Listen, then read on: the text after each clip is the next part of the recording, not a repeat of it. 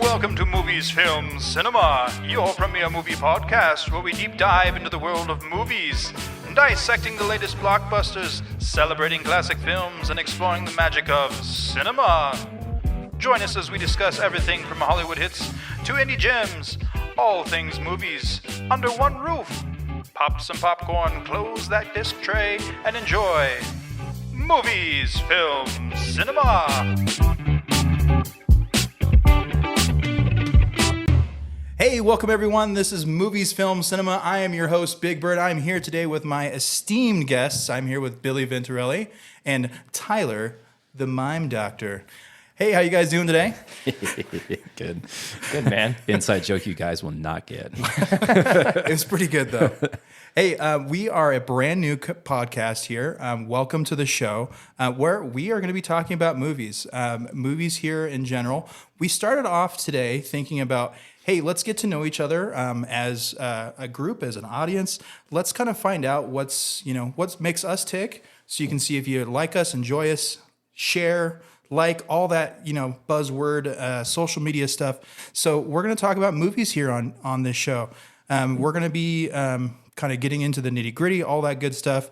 So for today's episode, hey, let's figure out how we tick. All right. But first, let's hear an ad from our sponsor. Do you have trouble breathing? Ever feel like the air is too stubby or stale? Then we recommend this product by today's sponsor, Outside, brought to you by Nature. Movies, films, cinema's #1 sponsor. Outside is your holistic way to get your fresh air fast. Nature's Outside is gluten-free, soy-free, dairy-free, nut-free, egg-free, vegan, and most of all, 100% organic. Get your crisp breath of fresh air outside today. Reminder, users of Outside must inhale as well as exhale. Too much exposure to outside can result in serious medical conditions such as sunburns, mosquito bites, and in rare cases may cause death by exposure. Breath easy with Outside. From today's sponsor, Nature, it is your #1 choice. Hey, welcome back. That was a fun ad, right? I'm here with my great friends, Tyler and Billy. We are... You said really great friends. That's great. We're great friends. That's you're like awesome. The best friends. Like the 3 best friends that anyone could have. There's only 2. We have been friends for a long time, all 3 of us here, especially me and Bill. Me and Bill go way back to the high school days. One of the reasons why I wanted to make this podcast is because of my relationship with Bill and his, some of the things that we share in common is movies. And, we talk about movies all the time. We're always texting each other. Bill, unfortunately, lives in a different state now. Unfortunately. Yeah. I know. I miss him. Far away from you, dude. So we talk about movies all the time, and I figured, why not just talk about movies and, share it with the world? So he has a Through very our unique... ignorance, we can inform you about what we don't know. Right. But, I figure we can share with the world our perspective and see if things are similar, things are different, and, have our own conversations. Bill, why don't you tell us about yourself? I'm wrong all the time, okay? As Brandon introduced, I am Billy Venturelli. I don't live in LA. I live up in Washington, but I've been in the film industry for 10 years. I have worked on some pretty big budget things, some low budget stuff. So I'm not Mr. LA. I don't come with the experience of what director did all this and blah, blah, blah. That's where Rain Man comes in handy here. But I do share the technical behind the scenes side. I am a freelance Steadicam and Airy Trinity operator. It's like a free-floating camera stabilization thing. Nerd alert. Nerd alert, yeah. So once again, my strengths and fortes within the film industry is more the technical behind the scenes, how things were most likely made. I'm not going to sit here saying that I know exactly how they pulled that off or that off, but it's like I can give my insights on what I think they did. Like the more practical side, right? Practical side of how things work. And even the VFX side, I do know a fair amount. I'm not in VFX, but I do know a lot of how it's done, either practically on set and then towards the post world, and then so forth. Yeah. So I'm here to be very technically nerdy. Yeah, awesome. Would you like to introduce our mutual friend Tyler? The mime doctor. The mime doctor. Do we feel compelled to explain that reference? Or? I mean, Yeah, if we got go ahead, time, man. Yeah, go for it. We're here to talk, right? Well, because otherwise nobody would have any idea yet. Right. But do they need to know? I mean, do you want to ruin it? Maybe we shouldn't. Maybe you can actually open a practice with PhD behind your name. And, Yeah. Or is that what is doctor's PhD? PhD. Yeah, yeah. Well, and then people PhD, actually, and people will actually buy into your services. Yeah. Okay, we'll leave it at that. Yeah, fair enough. Yeah, but tell us about yourself, Tyler. Yeah, so he said I'm just a free floater in general. Just Don't in know life. I don't have any control over my life. Just day by day. Yeah, just like a generalist, I bounce all over the place. I've been in the automotive industry for a really long time. Right now, I'm kind of in between jobs, not really doing a whole heck of a lot. Made a bunch of money and can afford to not do anything for a little while. It's That's awesome. very nice. It's all those kidneys he removed being a mime doctor. Quiet. Oh shit! Sorry. So kind of a unique perspective here. I grew up big blockbuster dude, watched a lot of movies.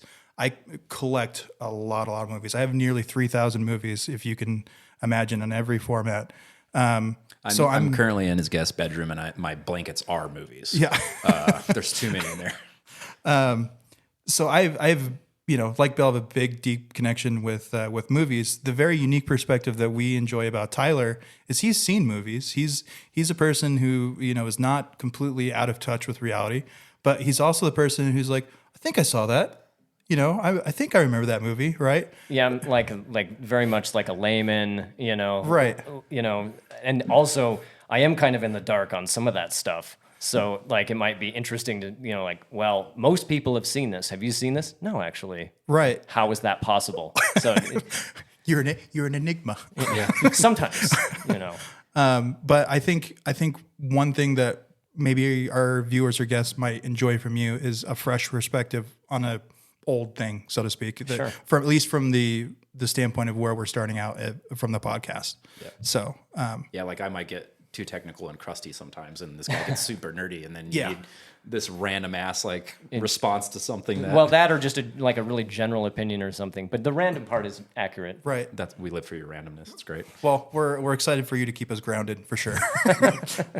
So awesome, Bill. Let's kind of maybe talk about a little bit what kind of inspired you to get into the film industry a little bit. How did you really Yeah. start there? It's my entry into film is not your traditional. It's kind of weird. I actually got into college for aeronautical engineering. Yeah, because you were going to be an engineer first, Yeah, right? I got all the way up to thermodynamic physics and calculus 3 and had an internship at Lockheed Martin. And Dang. Yeah, I was going for math. I love math and science still, but I took film as a minor and absolutely fell in love with it. But prior to that, and I didn't know it was going to suck me into film, but my best friend and I growing up, aside from this best friend, I got multiples. He's just bragging about friends. I have all the friends. We had our jackass phase, so we always would destroy my mom's camera filming stupid stuff. And then I knew growing up, Don Amici is. I always forget if he's a great cousin or great uncle, but Don Amici is in our family tree, and if you don't know who that is, he's got quite the repertoire on IMDb, but he's probably most known for the voice actor of Shadow and Homeward Bound, Trading Spaces, Mortensen, I think is his character's name in that. Harry and the Hendersons. I don't think I knew that. Yeah. Yeah, he's in Cocoon too. Isn't he? Cocoon. I think Cocoon was the first movie my mom showed me when I was a kid. And pointed out that's your cousin or uncle or again I don't remember exactly how he's tied. You know him. You know him. I'm like, no, I don't. Yeah. Is it like a distant connection? Yeah. He's man, I couldn't tell you exactly where he is. So you didn't meet him. He's a or couple. anything? No, and he died in '97 or '98 or something like that. So a while ago. Yeah, and I was only 10 or 9 at the Sure. time. But yeah, if you look at his IMDb, it's it starts way back in the black and white days. Well, through the power of editing in Google, Don. we're gonna pull him up right now and see if we can find out some basic facts about him. The facts of life. Donna, what? I'm sorry. Amici. Yep, there you go.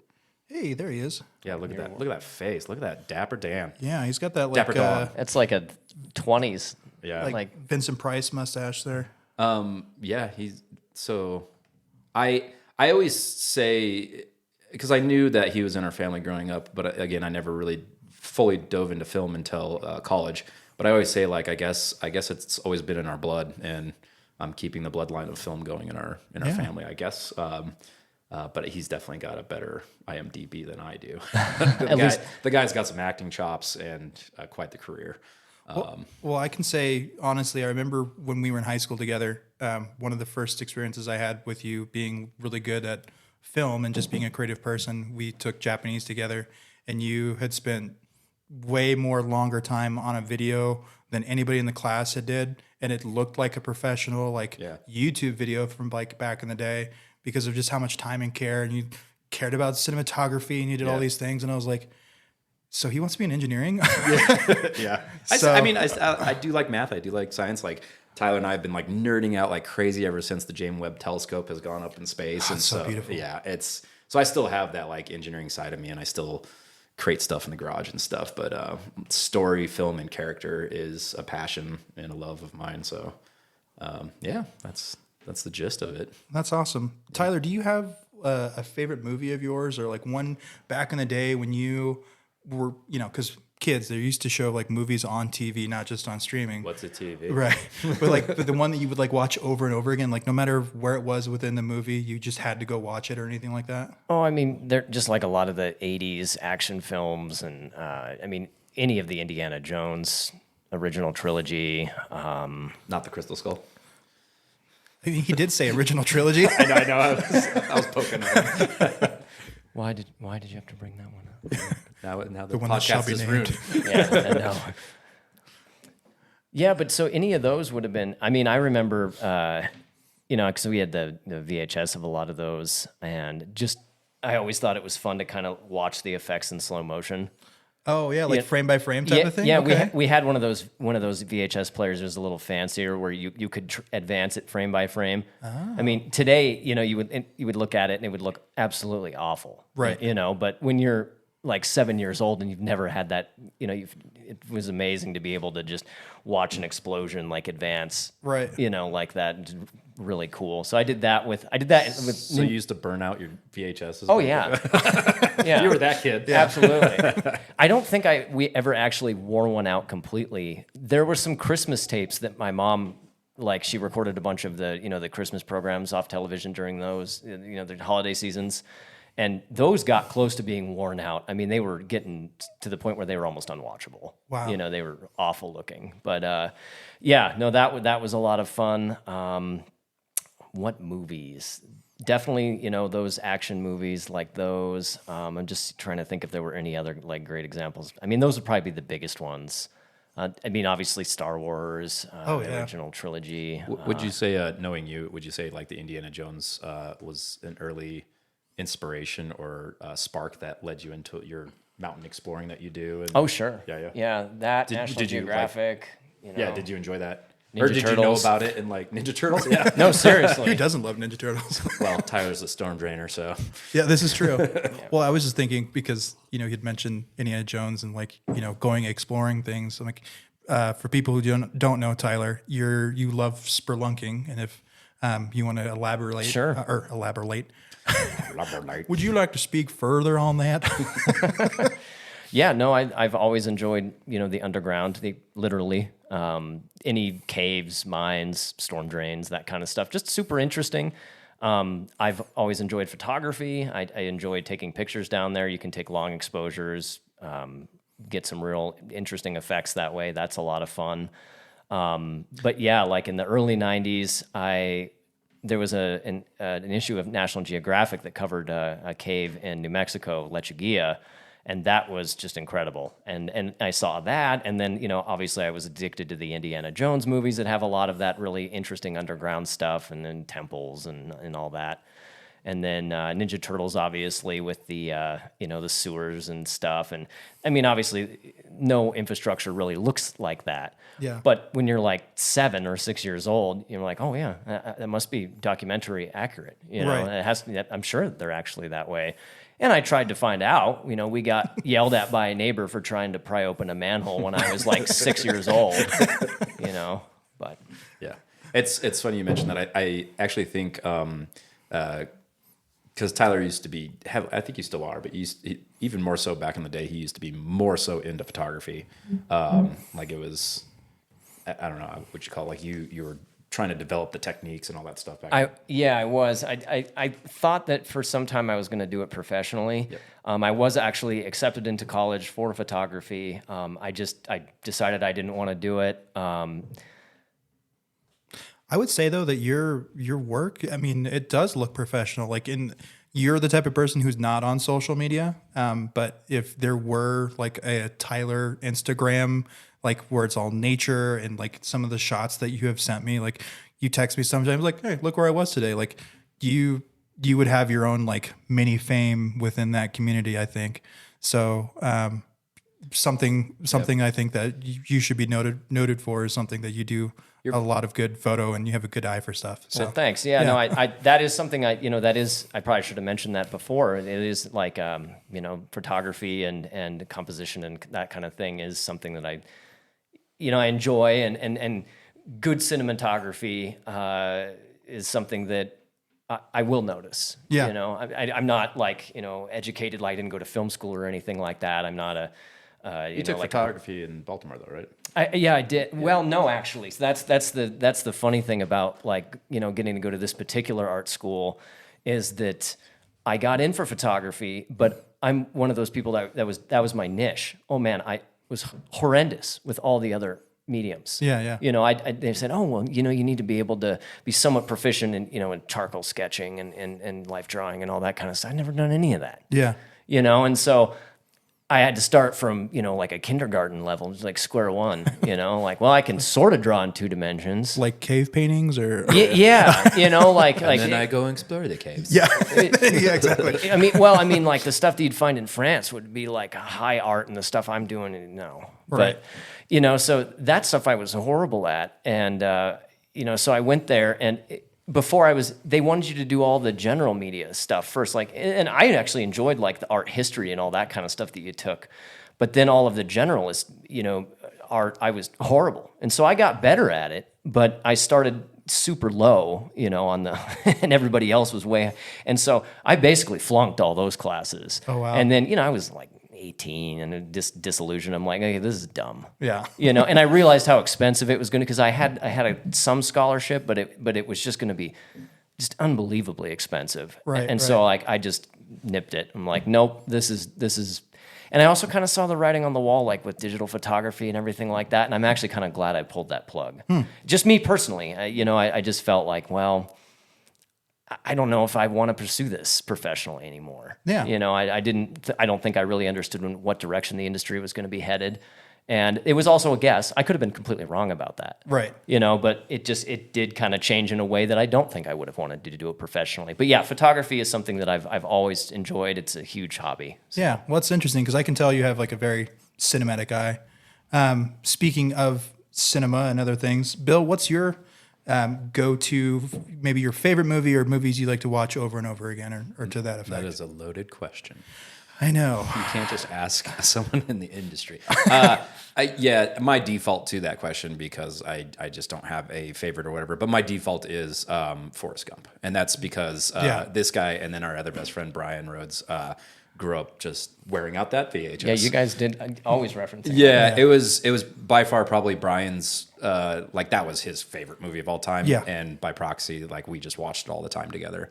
And my favorite moment with that movie is Brian growing up in high school. Like how some people have like random quips that you would just answer to everything. His answer to everything was 7.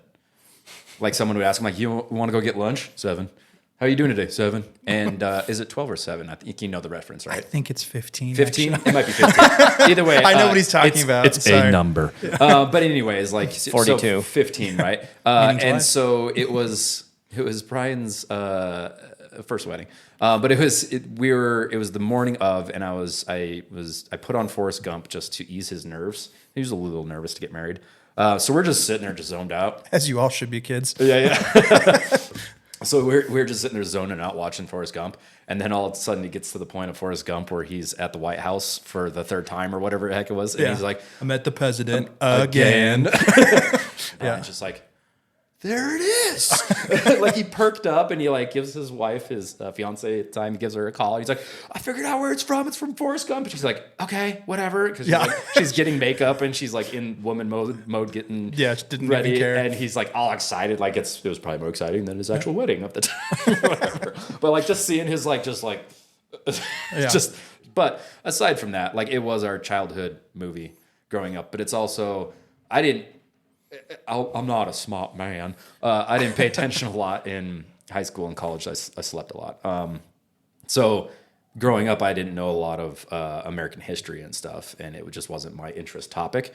And that movie was always a good movie for me growing up, but it wasn't until I started getting into college and learning about American history and stuff and knowing how much that movie ties into all of like American history and in a sense the Quentin Tarantino like what if type of thing with a Forrest Gump like put into it. Like that was my moment. I was like, what the hell? Like the whole simple things like the Watergate scandal where it was just like, I think their lights don't work or whatever. Yep. They're over there with flashlights. And so it's like all those little nuanced things I never even picked up on as a kid because I was a kid watching it, but it was a favorite movie. Just a goofy guy walking around. Yeah. Well, I mean, you guys can probably see if you're watching at home. I've got a Forrest Gump original movie poster from the original release date behind these guys here. That one's actually original? That is original. Sick. So... Because before you guys didn't see it, but this whole entire wall was littered with nothing but Forrest Gump, everything. Yeah, I have every like Funko Pop that they've released for Forrest Gump. I have basically every version of every physical media that they've released for Forrest Gump. We went on a road trip. What was it? 2 years ago now? Our road trip. Yeah, our road trip where we went to Bend, Oregon the second time to go to the last Blockbuster. Yeah, about 2 years. And I had bought a DVD of Forrest Gump at a Walmart and walked in and I said, hey, I'm renting this Forrest Gump from you, but I fully intend not to return it, but I'm giving you this copy. So in my brain, I'm like, this is morally correct because I'm switching them out, right? But I'm letting you know now, you can charge me for this DVD that I'm not returning. Yeah. But this is mine now. You know? You just wanted the no return copy of... I just wanted a rented version of Forrest Gump. So I have every physical copy that they've put out, even a rented version from Blockbuster. So Brandon, what's your favorite movie growing up? Ninja Turtles. No, but yeah, Forrest Gump for me, a little bit about my background. Bill was talking about the American history side. I actually went to college to study to be a teacher, a history teacher.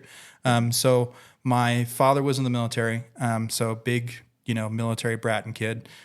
So I really related, I guess, to the Forrest Gump history, thing that was going on within that movie. I also liked it and thought it was funny because this guy's walking around being a goofball and doing his thing and just kind of navigating life. He really relates to the character. I do relate to the character. So, but the movie for me, I feel is multi-layered, right? Like it's a historical thing, it's an action thing, it's a love story, it's tragedy. It's a tragedy. Yeah. There's so many commentaries of like life and things that were happening at that time. It's a very quotable movie. So it's kind of hard not to at least enjoy it. But my argument would be, if you don't like that movie, you're un-American, and you can get out. So speaking of quotes and quotable movies, I know that you and I quote movies quite a bit. Is there anything that you throw out there a lot that's like a really random quote that not a lot of people understand that's from a movie, and you're just like, you have to explain it every single time, but to you it's just so special? All the time. Everything. Yeah. But being around this guy, I quote this guy a lot. So I'm quoting Tyler. We do quote each other. Yeah. That's certainly true. Tyler, your stuff is more like Nickelodeon things and stuff, right? Not Well, necessarily I mean, movies it just super random, all over the place. But one that I like, I don't know, it's not that obscure, but one that I enjoy is from the third Indiana Jones when they're on the Zeppelin, and the officer is checking everybody's tickets. Yeah. And then, Indy throws that guy out onto the luggage, and then all the passengers are mortified, and he just goes, "No ticket." And then they all are making sure, right. And that's one that I've always, I don't know, that one's fun to throw out there. I do have to poke you a little bit because I'm gonna, say one that's pretty obvious probably to me and Bill. But what about hoverboards, Tyler? Oh yeah. And see, like some of my little short circuits, I won't remember something that's like, well, we talk about that all the time, Right. And that's one of them. So, oh man, Back to the Future too. Yeah. There's so many quotable things from that. But yeah, the you can't take a hoverboard over water unless you got power. McFly, you bojo.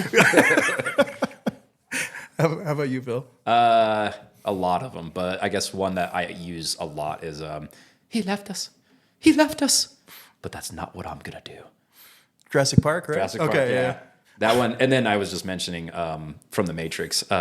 It's a scene where they're starting to get unplugged, and APOC gets unplugged, and then Switch is looking at Trinity, and she goes, "Not like this, not like this," and it's just one of those like lines that it's like no one will ever know what that's from. But yeah, I quote that all the time, and I just get a deer in headlights. I think for me, one that's like a really random quote, and it's actually going to be something that we're going to talk about here fairly recently because it's part of the theme of this season's podcast is from Office Space, is where I don't remember the character's name, and he's at the copy machine, and it's jammed or something like that, and he's like, "PC load letter, what the bleep does that mean?" Right? Yeah. So in my current job, there's a lot of like having to like learn things, and I get these weird error messages. I'm like, "PC load letter, what the fuck does that mean?" So that's something. And you're just over there in the corner, and nobody knows what the hell you're saying. Pretty much, yeah. So I'm just talking to myself. But I think for, I guess, men of our age in general, and maybe men younger than us, we speak in movie quotes. So if you have a favorite movie quote. Or if you're my wife, that's her whole vocabulary. Fair enough. She does, and she pulls out some really obscure ones. Yeah. When we were kids, we spoke in Simpsons quotes, but man, I've forgotten most of them now. Right. Yeah. So I think that's another one of the main reasons why I wanted to do this podcast is because it's also a way of sharing our history, right? Like our the zeitgeist of our culture, so to speak. It was like a microculture of that particular time period, yeah. Right. The 2000s were very awkward. Yeah. So, I mean, in this podcast, something that I want to accomplish is basically I just want to share our wealth of knowledge with the world. And there's people out there who, rely on streaming nowadays and who, unfortunately, you're part of the problem where, in my opinion, is. What are you looking at? He's looking at us when Yeah. The studios give us what provides them the most money, right? So I feel like, especially like this year that we're about to do, we're going to talk about the year 1999 as an overall thing. And we decided to do it for the first year because, hey, we all live in different spots. Bill, you live in Seattle. Tyler, you live, south of here. You live over an hour away, which thank you so much for coming down today. So getting us coordinated and together and to talk about new movies and stuff is going to be a little bit more harder logistically. So we're like, hey, let's talk about movies that we grew up as kids, things that are really important to society that we feel that we're going to give our 2 cents about, and really say, hey, this was like peak cinema back in the day, right? So I feel sorry for those people who all they do is rely on streaming, where it's an aggregate of like some AI, thing that says, well, if you liked, we've been saying Ninja Turtles. If you like Ninja Turtles, then you like this guy who punches walls. You know what I mean? Something really random that, hey, Netflix threw $10 million. You might like. Yeah. Yeah. Exactly. You might like walls that punch you back. Yeah, exactly. So, that's kind of why I wanted to do this podcast. And I'm very happy that I'm blessed with, friends like you that would go on this journey with me and have the same similar knowledge. And, maybe that's why we're friends, is because... Where are we going? Yeah. What hole are we going down? I love you.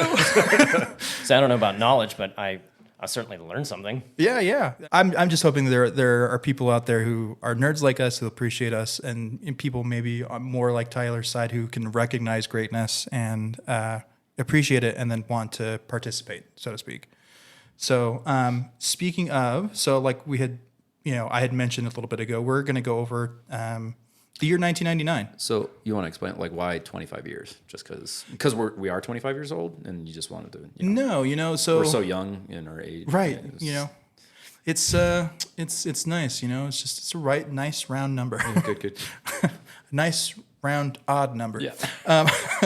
No, I think when we pre-talking this podcast, we were just kind of like, well, what do you want to talk about? Like, where do you want to start? We had said something to the effect of like, well, maybe we should start with older movies, so that way we can like speak about something that we know, that we're knowledgeable about, as well as to the logistical problems that we had, said we're going to start off with, because it's a brand new podcast and you're trying to figure things out.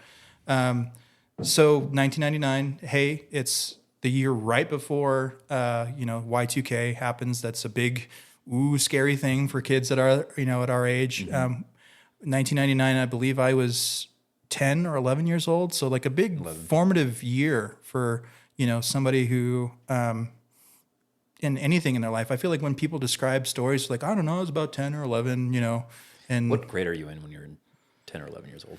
I'm Like terrible. I'm third terrible grade? at this. No, wait. no, I think like fourth or fifth, right? So, because you're 5 years old, it's kindergarten.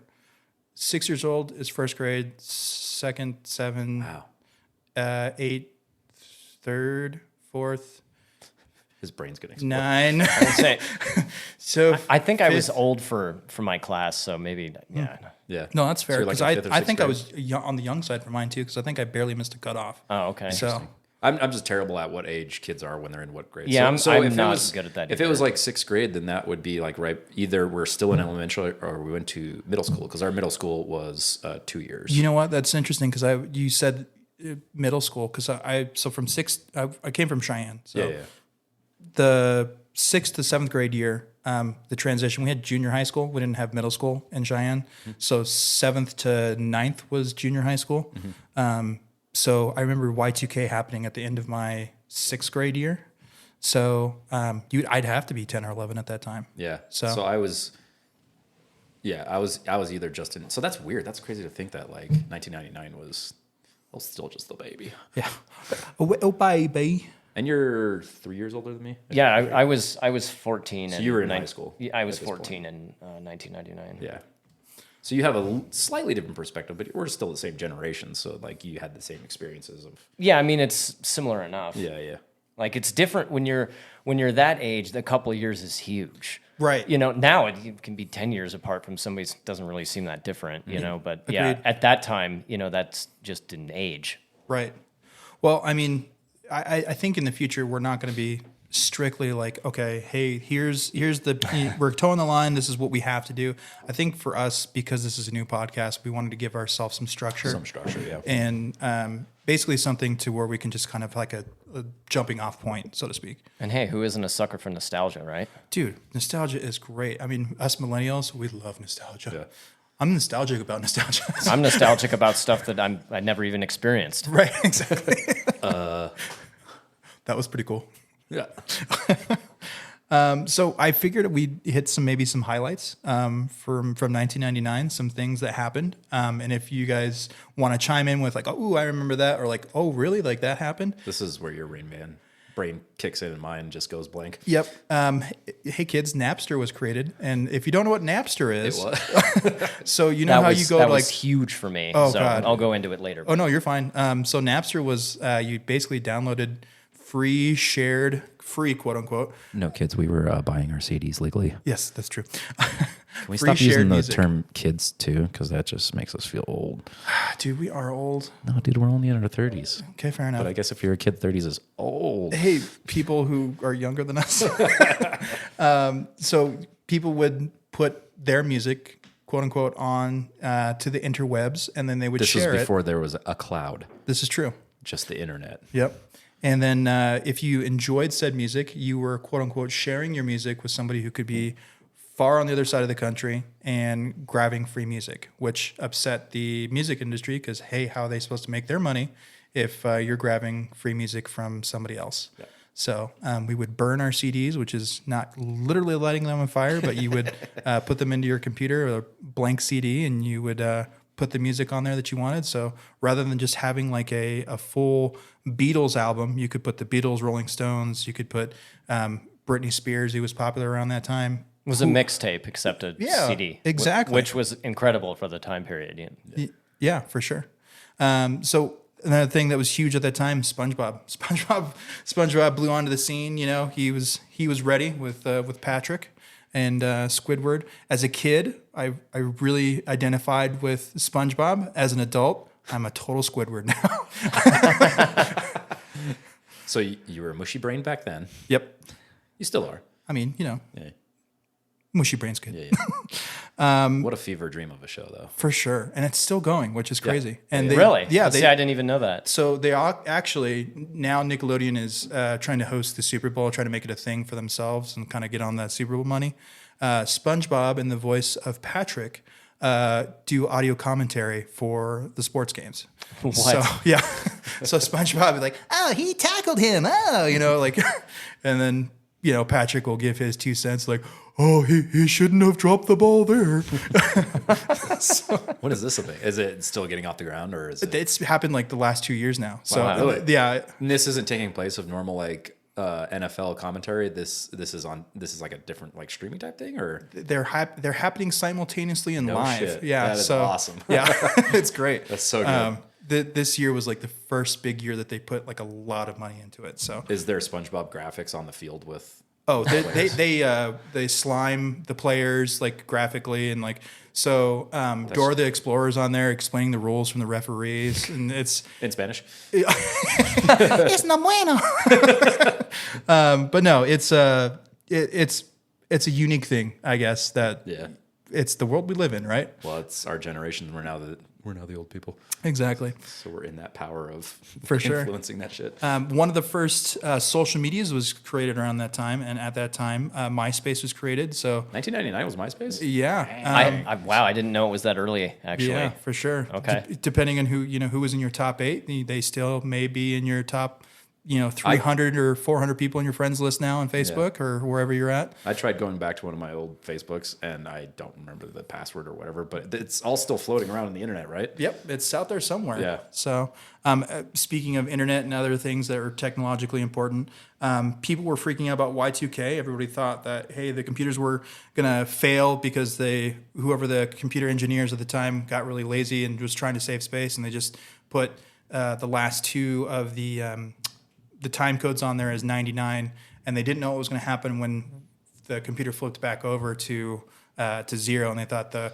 planes were going to fall out of the sky, nuclear bombs were going to go off, and everybody was like panicking in their fallout shelters. Yeah. Don't People you were remember- really freaked out about that. I remember Yeah, that. and don't you remember too? There was all the conspiracy theories, or like, well, the Mayan calendar ends on like 99 or whatever. It's so that Mayan calendar is 2012. 2012. whatever the Yeah, heck. I think Yeah, like- so there's all yeah. this like conspiracy stuff that they tried to wrap up There into was it. Yeah. like a lot of apocalyptic, like modern mystical, But you know what? prophecy that people thought the world was going to end then. Yeah, For it's, sure. It's funny to live now because we went through COVID, and remember when Y2K happened and people ran to the stores and were buying cans of beans and toilet paper and yeah. stuff, but it was nowhere near the COVID scare that we had. But it was like looking back on, because maybe it was, I don't know, but we were kids. Well, I So think you're- the difference between COVID and Y2K is like COVID, it just happened, right? Yeah. Like, so Right. you got to act now. There was Where more of a right now response. Right, Yeah. like Y2K is like, it was like 90, 98, and people were like, so we don't know what's going to happen in start like a year. prepping? Yeah. So like people had time to prep, and like people Right. like sold their houses. They like got in exorbitant amounts of like credit card debt, thinking Bought your like guns. Yeah, and like just went. Did really your parents, crazy. because my mom works in networking at the time, or I forget exactly what, she works with computers. So she knew it was coming, and she was like half worried, and at the same time also like, nothing's going to happen. Yeah. But they were also like, so we actually had like a stockpile in our basement of like canned fruits and foods and stuff like that. But we weren't like in a total scare. It was just like, just in case. Yeah. Like, did your family do that at all, or? Military family. If it's going to happen, it's going to happen. They're prepared. Yeah. I think regardless. my folks were like, they didn't care. Yeah, it wasn't a big deal to us. Speaking of big deals, though, Millennium is the album by the Backstreet Boys. Boy. Yeah, that came out that year. Speaking of Nickelodeon quotes, you said that initially, like, oh, you quote a lot of Nickelodeon stuff Yeah, or whatever. Well, I did remember one, like, what's a millennium? What's that from? I think it's from Rugrats. That would make sense because they would mince their words on Right, purpose. exactly. Responsibilities. So you'll learn from me throughout this podcast that I'm lame and didn't have cable growing up. So a lot of these quotes, these two know all of the stuff, but Yeah, well, we were the... I didn't have Nickelodeon. I got to see Nickelodeon, but I didn't get to experience it like you guys did. We got cable later, but when we did get cable, it was magic. Because Yeah. at first we just had, just a few channels. Bob and it Ross.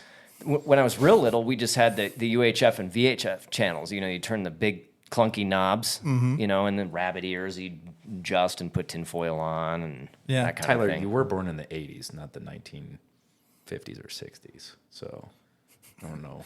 Well, that stuff was still It was still there. it was still there. It was just a torture device for your parents, for you. Maybe. It's Well, fair. other things that were on TV, speaking of cable, the big show, game show at the time was Who Wants to Be a Millionaire with Regis Philbin. That started then too? Yeah, that was a big thing. And Everybody was talking about that then. Like, of course, since it was super popular things irritated me. So I remember, everybody being super interested in that one. yeah, and the unique thing about that show, unlike a lot of I guess game shows today, where it was like, okay, this person wins this week, and we'll go on to the next person, next week or next show.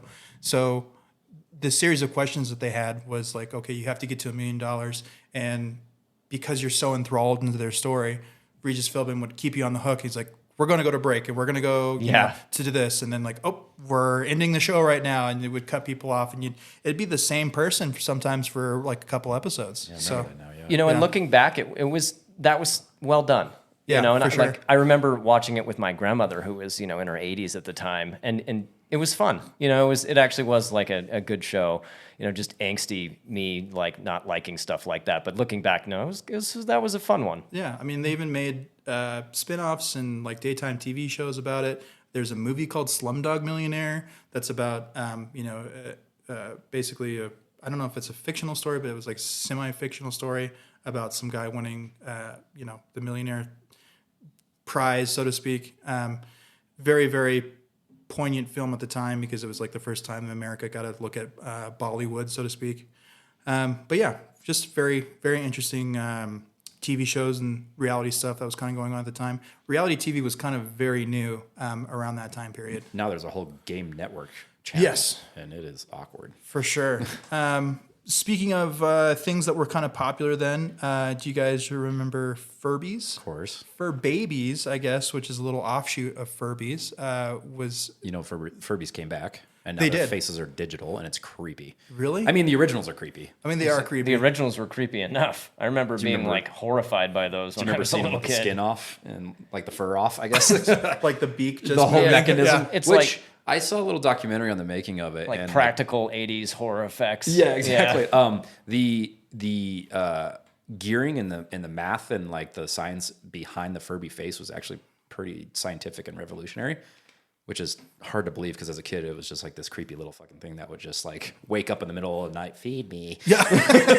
You know what I mean? But Before it's- like Tamagotchis were like, but taking yeah, over everything. the face mechanism and stuff apparently was like it was kind of like sending James Webb telescope to space. It was like very complex and like just to get it to all work off of like one gear or something like that makes all those emotions and movements and they're still creepy. Well, and to produce something like that on an assembly line that that would work properly and it'd be cheap and that kind of thing. Yeah, because that really was like like the next step in Tamagotchis. Because those were what, like mid-90s? I think so. Because I remember kids having those. I think I was in like the 3rd grade then is when I remember seeing Tamagotchis. What was the Wish.com version of it? I don't know, but I know what you're speaking of. Yeah.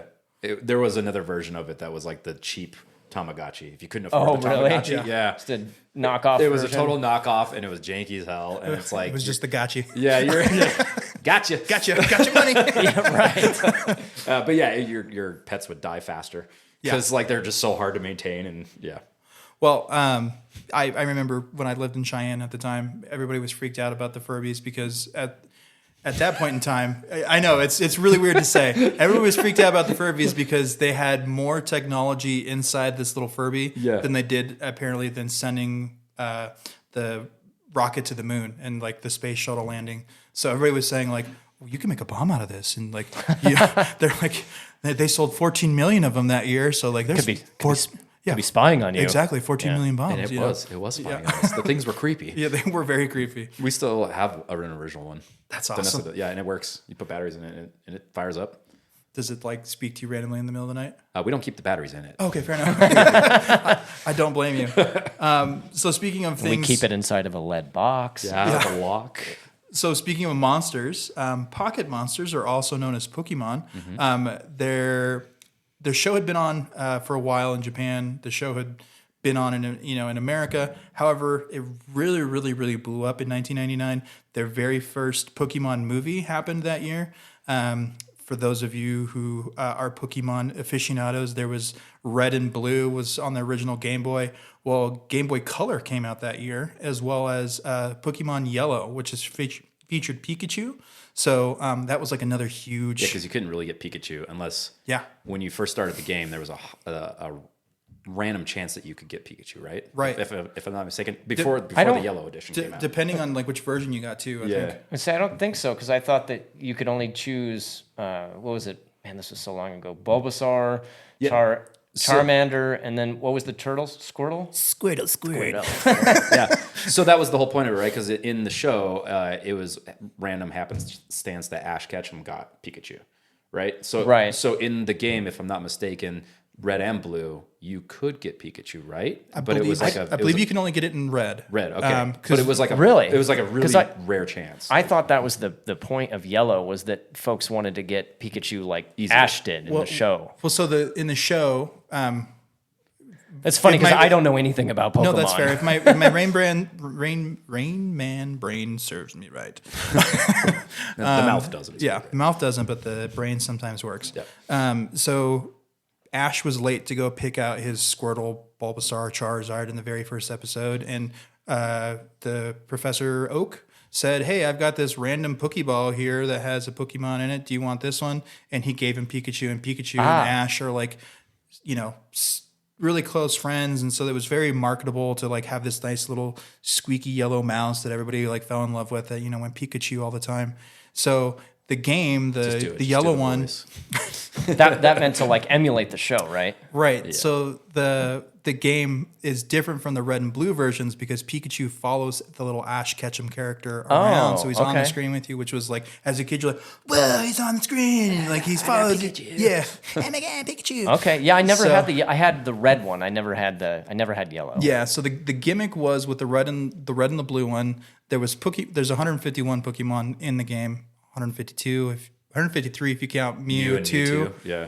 Mewtwo, and missing number, which is a glitch thing. Whoa, what? What is this? Oh, you didn't hear about that? Oh, man. I'll get back to that. Cool. But basically, the red and the blue, there was Pokemon on the blue one that you couldn't get on the red one. There's red ones you couldn't get on the blue one. So you forced you to buy both, so you can collect all of them and have like a little link cable so you can make friends and stuff like that. Yeah, trading them through the cable was something that was kind of like a rich kid thing. Yeah, I remember for sure. And then there were certain Pokemon. I think it was Geodude or whatever the middle version. I think it's Graveler or whatever that turns into Golem. You had to trade him to get to a friend in order to get that one. It forced you. And if you wanted all of them, you had to do that manner. So, missing number was I forget what city you go to. I think it's Cerulean City. It's one of the by this ocean cities. Yeah, this one I do remember. Yeah, you'd like walk on the beach on this certain like line, and you would have this chance that you'd encounter. It was just some glitched out thing. Yep, and it was in the game that somebody had put, and it was like a word of mouth thing. Which another reason why I wanted to do this podcast is because like the word of mouth, I feel is more viral sometimes and more meaningful than it is like this algorithm says you should watch this. Certainly more human. Exactly. So, yes. I just looked it up. Do you know what also came out in 1999? What else came out in 1999? Digimon. Ah, yeah. Digital monsters? Yeah. For those kids who didn't know, Digimon was almost like a Wish.com version of Pokemon. Yeah, kind of a knockoff thing. Yeah, and it was like they tried to compete hard. They did. And enjoyed it a little bit. Yeah. Well, Digimon are digital monsters, you know? Digital monsters. The one thing that I did the like champions. about Digimon is I was a huge fan of Beast Wars growing up. Oh, yeah, I was a huge yeah. fan of just Transformers because, again, I have an engineering brain, so I just loved how they like go together. And Digimon, I think that's why I liked them more than they should have been given credit for, is because their toys were actually like Transformer toys. Oh, yeah, yeah. Like you can actually like transform them into battle mode or whatever the heck it was, but like Pokemon didn't have that. Well, Pokemon was more like evolutionary stuff where it's It was, like you yeah, can yeah. see like the Plus, the you jump. can collect the balls and like. Do you remember I think it was McDonald's? They were releasing the Pokeballs. Burger King. Burger King, yeah. I have one of the golden Tokopis. That was like at the time it was like you can't get that. There's limited. And Yeah, now they're everywhere. yeah, they're everywhere. There And was it's like some- it was cool. Sorry to cut you off. It was No, cool no, 'cause it you're was like, fine. It was gold. It was real. So as Yeah. a kid, you think It was real gold bar. It was Yeah. real gold. But It was real gold. It was just gold leafed. Yeah.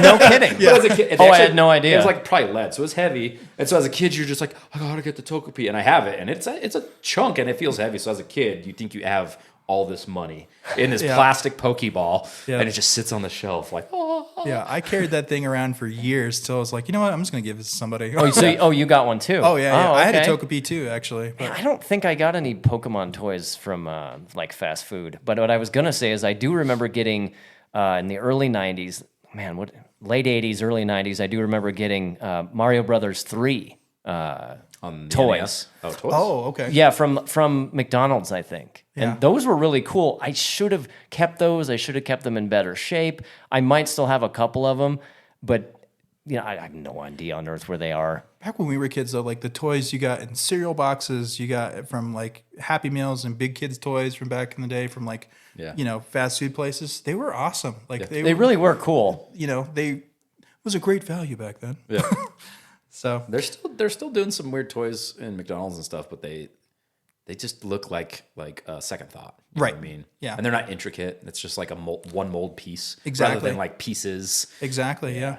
I haven't eaten fast food and I have no idea. They're pretty awful now, or I wouldn't say they're just bland. They're just just not interesting? Yeah, it's just a figurine almost rather than a kind toy. of junky. Yeah. Do you remember the Burger King like they had Transformers. Like they had a box of fries Yeah. that you can transform into. Yeah, that was Oh McDonald's. yeah. No, they did it. And, Like the some of them hamburger would and- turn in there was like a little box that would turn into a thing. And there was one that turned into a dinosaur. Yep. Did it? Yeah. Yeah, I remember that. Yeah. Those were like early '90s, I think. Yeah, remember those? Another example of like how things used to be. They used to be better. Movies have changed. Our childhood's changed, and You've changed. you've changed. I've changed. Speaking of change, let's talk about the top 10 list of movies from that year and what they grossed. And this is to clarify for people, this is the actual top 10 list. This isn't our top 10. Correct. These are the top 10 grossing movies of that year. And this is just their domestic box office. And I think I'm just going to highlight probably the most, the most profitable that year as far as like numbers. I'm not going to sit here and bombard you with numbers all the way through. I just figured I'd give you the most top 10 most profitable movies that year. It's pretty simple to see why we have the number one spot for this movie. It's Star Wars Episode 1. Star Wars Episode 1, domestically that year at least, at that time, sold $431 million that year. For adjusted gross currently over the lifetime, that movie's made over $1 billion. And that's just in box office profits. That's not the toys, the merchandising, all that stuff that comes along with it. That's incredible. Yeah. I had no idea. So that movie was a juggernaut among juggernauts from back in the day. The next movie that's on the list that was the second highest grossing film is The Sixth Sense. That was like M. Night Shyamalan's like very first like breakout movie. One like of two movies that were good. Yeah. There's one that was overquoted in that era. Yeah, for sure. And I have actually never seen The Sixth Sense. I don't think I have either. But because I watch so many movies, it's one of those things like, okay, I understand what the movie's about because it's been so quoted and beat to death. So It's like part of culture. For sure. There's some stuff that like I haven't seen it or don't know what it is or whatever, but I have enough knowledge about it just from culture Exactly. that I'm like, oh, that's referencing this. You haven't seen that. No, you're right, I haven't. right. Next movie on our list is Toy Story 2, the highest grossing kids movie of that year. One of the first sequels that we'll see on the list here. That movie, I can't remember exactly what happened in that movie, but I do remember at the time, I think this is like the first, it's the Toy Barn one, I think, if I'm not mistaken. Yeah. Where, no, that's not 3. No. Because what are they at now, 4? I think they're at 4, and then 5. It might be the Toy Barn. 5 is going to be the next one. Where he meets his horse and Andy. Not Andy. What's the girl's name? Jesse. Jesse. Yeah. Jesse's the horse. I think you're thinking of Raggedy Andy because they still got the like same red hair or something that. But yeah, that was a interesting time because like as a kid, I think I don't remember like they make sequels of movies. Yeah, which they did.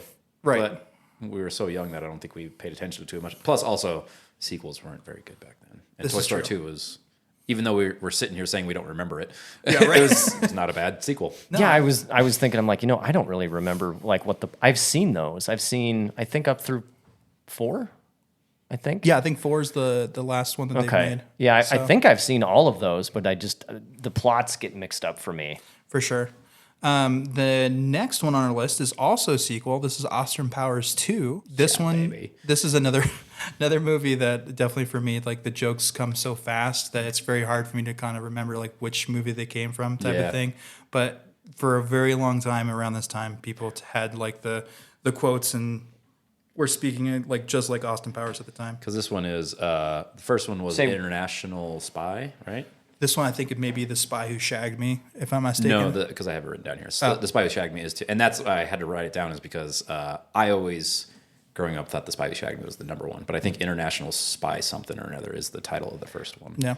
But they kind of just... Yeah, they blend. The continuity on those are really good because I think the second one comes in right as the first one leaps off, like where the main characters are like in a hotel room and then you could literally watch them back to back and it would be the same story. Yeah, International Man of Mystery. Ah, okay. That was the first one?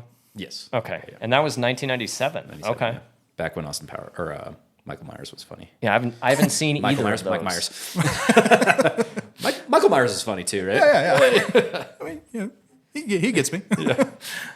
Yeah. So next on our list is The Matrix. The Matrix is probably, in my opinion, one of the most influential movies within that year, for sure. Mm-hmm. There's so many quotable things from that movie. One of the things that people really, really, I guess, can understand and culture-wise is if you kind of do this flailing arm motion, right, and just kind of lean back a little bit. People know exactly what you're doing. As the mime doctor, you would understand. Correct. A gunshot wound victim came in, and you did that to him to signify you should have done the Matrix. Yeah, you should have done the Matrix. So, for anybody who doesn't understand that, if you're also just kind of listening to us on your favorite podcasting app, basically, I'm kind of doing a windmill motion with kind of leaning back as Neo does in the movie. Next on our list is Tarzan, Disney's Tarzan, with Phil Collins doing one of the most iconic Disney, of that time, of that era. Oh yeah, Disney doing songs. The soundtrack. Yeah, I remember that was really controversial. Yeah. Like a lot of folks were not sure if they liked it that like a contemporary artist was doing, and it wasn't like an orchestra or something. That's a good point because I think up until that point in time it was just like. There, like you said, there was an orchestra. There was like a planned thing around it, but this was like the very first time that like they had an artist, to do that. Because I think The Lion King was like the only other time they maybe like prominently featured somebody. Like I think it was Elton John who did a soundtrack or something like that for that. Well, and I think certainly other Disney movies before had like pop singers do certain portions, but not like the actual the whole score. Yeah. Agreed. Next on the list is Big Daddy, The Sandman. That, for me, at least memory-wise, is one of my favorite Adam Sandler movies. Also a very quotable movie. For those. I always quote the line, "Just throw a stick in front of them." Yeah, for sure. No one ever knows what I'm. Well, there you go. There's your obscure quote. Yeah, I got a lot of them. Or just hip hop, hip hop anonymous. Next on the list is The Mummy with Brendan Fraser. This one was a very, very, very interesting like CGI like thrill ride because there was the mummy monster, the sand monster that is in that movie. There's just a lot of like Indiana Jones like type of feel in that movie. It's definitely like a thrill ride. They intentionally went into it being like kind of an Indiana Jones thing, and like, Right. yeah. So And Brendan Fraser, I mean, come on now, you can't go wrong with casting him as your lead. for sure, yeah. He's local born to Seattle. Oh, is he really? Yeah, That's learned cool. that a couple of years ago or something like that, but that's probably why he's so weird. This is one of those that I haven't seen. And You the- haven't the seen it? Mummy? Okay. No, and see, Oh, see, dude, there's You would enjoy it. there's so many of those. Yeah. And like, have you not? But I seen mean, it? if you like Indiana Jones, you would love the movie. Yeah. I know, and that's 'Cause why it- it's like it- kind it of like an is- unacceptable. It's intentionally made to be a serious drama. I mean, it's not serious; it's a comedy, but it's intended to be serious in its tomb raiding aspect of it. But also, they made it to be straight up comedy and like not a farce of tomb raiding in like Indiana Jones. But they kind of made their own little niche of a movie. Yeah, there's some built-in lighthearted moments in that movie for sure. Yeah. One of my favorite, and I know you probably won't get this reference, but so they're trying to race to get to this temple, and the boat that they're on in the Nile gets attacked, and Brendan Fraser and everybody has to jump off the ship, and Brendan Fraser goes to one side of the Nile, and then the bad guy goes to the other side of the Nile, and the bad guy goes, "Hey, O'Connell, looks like, I've got all the horses, and it's a big river, and they're screaming across the river, and Brendan Fraser goes, "Hey, so-and-so, looks like you're on the wrong side of the river." And the guy's like, "Oh, crap, I am." So I think you should go home. And I'll watch have to them check tonight. those. Yeah, they're pretty Now, good, man. I bet Brandon has seen them, but I don't know if you have. Have you seen the Romancing the Stone movies? No. no, Those- I've never even heard of that. What? Okay. See, now you guys should check those. Those are really interesting. This is why you're here, Tyler. This is why you're here. There was Romancing the Stone, and the second one I think was called The Jewel of the Nile. Okay. Oh, those are fun. They are so dumb, but they're super fun. They're kind of the same idea of like Jewel of the Nile. yeah. Jewel of the Nile was the second one I think, and then Romancing the Stone was the first one. Okay, so Romancing the Stone looks like it came out in 1984. It's got Michael Douglas, Danny DeVito, and Nice. Holland Taylor. Wow, okay. See, I'm surprised that you haven't seen these, Brandon. They're a lot of fun. No, and I think that's another reason why I wanted to do this podcast is because I've watched a lot of movies. I have a lot of movies, but I think I've seen the mainstream movies, Sure. And I would like to fill in my gaps of movie knowledge, And there's even some on our list that we have here that I'm like, I remember that being big, but I was 10 at the time, so like it Yeah. wasn't important to me. Right. And That's my biggest issue with a lot of, even to this day. I was young and I slept a lot, so I didn't like a lot of these movies. Like the Tyler, like I remember seeing it, but I haven't either seen it since then or So I need to. Like, That's me watch with a these lot of things stuff. again. Yeah. I'm not a smart man. but I do like watching movies. The last two on our list, we've got Runaway Bride. If I'm not mistaken, I think I have that here, I up believe. here somewhere. Richard Gere and is it Julia Roberts? Yeah. Yeah, okay. I think that's the second time that they hooked up in a movie. The first time I think was Like hooked up Mm-hmm. or acted together. I don't know if they hook up, but acted together. I believe the first time is oh gosh, what's that movie that she's a lady of the night and I don't know. If only there was like this worldwide database in front of me. Yeah, this is our problem nowadays. Yep. The computer tells me what I need to know. All right.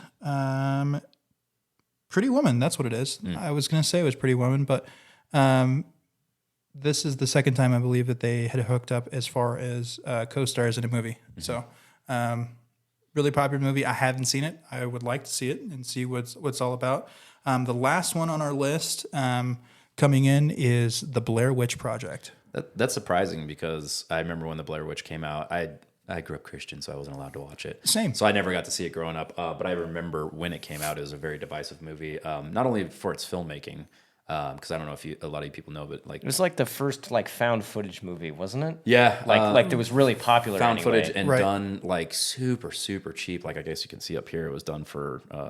Well, I think the movie was made for like less than $100,000, and it grossed domestically at least, it grossed 140 million at the time. Wow. And that's in 1999 money. So that's a huge swing. Yeah, it was Tyler. It was basically like it was like guerrilla filmed almost. Like they didn't have the best cameras. They just got cameras that they could afford, and a lot of it was actually improv. The actors didn't know that they had bullet points and they knew what they were doing, and they rehearsed together to get to know each other. But the whole point of the filmmaking was they wanted that natural like reaction.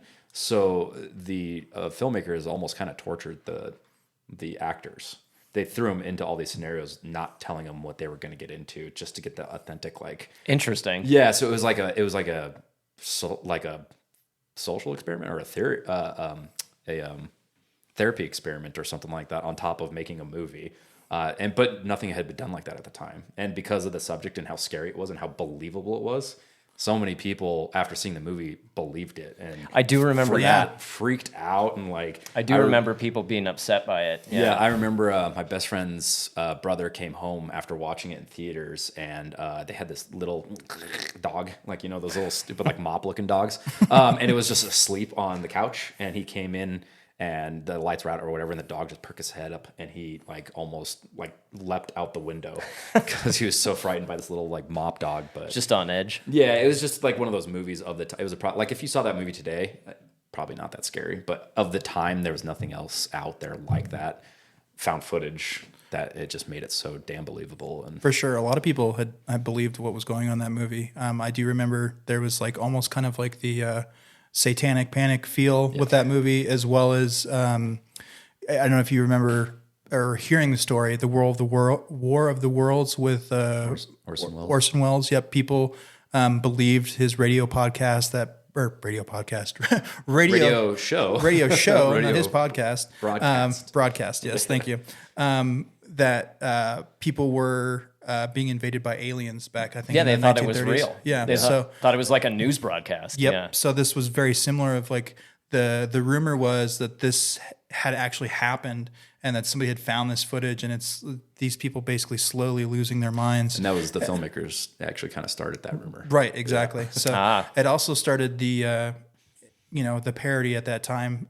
There's a scene of a woman, I think it's a woman, where it's the camera's like right here in front of her face, and she's like, "Oh my God, I'm so scared." Right, and then she's crying, and there's like a dribble of a tear on her nose. It stays there forever. Right, it's like a really intense part of the movie, but like if you're like not into it, you're just like, why doesn't she just like, you know what I mean? Yeah. So I think it was like Scary Movie or something like that. I was going to say there was a parody of that Yeah. at some point that, I mean, even I remember that. Yeah. So and she was like just all this drainage. Yes, like, exactly. Yeah, I Yep. think I remember that. So, but definitely a very viral movie before, things were quote unquote considered viral. Yeah. Moving on to who won at the Oscars that year. So we have Best Actor Kevin Spacey won with American Beauty. Best Actress Hilary Swank with Boys Don't Cry. Best Director Sam Mendes for American Beauty. American Beauty also won Best Picture. In total, American Beauty took home 5, and Matrix took home 4 Oscars that year. So, kind of a big year that year for American Beauty, and for a select few movies that year. I think we're at the point now where we're going to take a quick ad break. So, as soon as we're back, we're going to talk about Bill, your top 10 list versus my top 10 list. And Tyler, I want you to weigh in. I want you to be the referee here. I want you to, call the balls, call the strikes. He's stupid. I'm right. Okay. Hello. So we'll be right back from a word from our sponsors, and we'll see you soon. Do you want to feel pretty? Do you ever feel parched? From the innovative makers of Outside, now you can try the refreshing Nature's Water. Movies.Film.Cinema has been a long-time supporter of water and thinks you should be one too. Water is the world's #1 source of hydration, moisturization and ultimate thirst satisfier on the market currently. Drink your water today. Stay hydrated, stay healthy. Drink deeply from nature's pure water. Hey, and we're back. That was a fun ad, wasn't it? Who is that? Is that? And we're back. Is that good? That's good. Fair enough. You trying to start a fight here? Yeah, let's go. Do you want to go rounds? Yeah, we're gonna Let's go 10 rounds. You want to go 10 rounds? We'll go 10 rounds. We can do 10 rounds. All of right, this. let's do a top 10 here, Bill. Let's start off soft at number 10. We'll start off soft at number 10. So we're going to share our top 10 list of what we think are, in our opinion, which my opinion is better, of the top 10 movies of that year. For me, and I don't know for you if you struggled with this. I did. I mean, you asked me earlier what was my favorite movie, and like I always have to just default Forrest Gump just because that's the child. But how do you pick a? Okay, I'll backtrack. Yeah. Dune Part 1 and 2 definitely in top 5. Of like your all-time favorite, man. Man. Like, Okay. but maybe because that takes up 2 spots, I have to classify him as one movie. But That's fair. That's I definitely. was gonna say, Forrest Gump was really your favorite, It is up there, but which is fine. I'm yeah, just I can't curious. call it my. I don't know. It's up there. I call it my favorite just because it's my childhood, and it's a go-to that's so quotable. So it could be my favorite. But yeah, there's so many damn good movies out there. That's true. And this year specifically, Oh my had God. so many good movies. Yeah, it was so- very, very hard to make this list. So Brandon is the mastermind of this podcast. So he kind of had like the structure and stuff of what we should like come up with and things. And so he found a wiki page that has all the 1999 movies. And man, 1999 had some bangers. Like sure. one after another. There's probably only like maybe 5% of that list that I have never even heard of. And then the other, 5% off of that or I've never seen. And then the rest of it's like I've seen, but it's like Yeah, so many good movies of 1999. for sure. And there was multiple on this list that I had to like justify.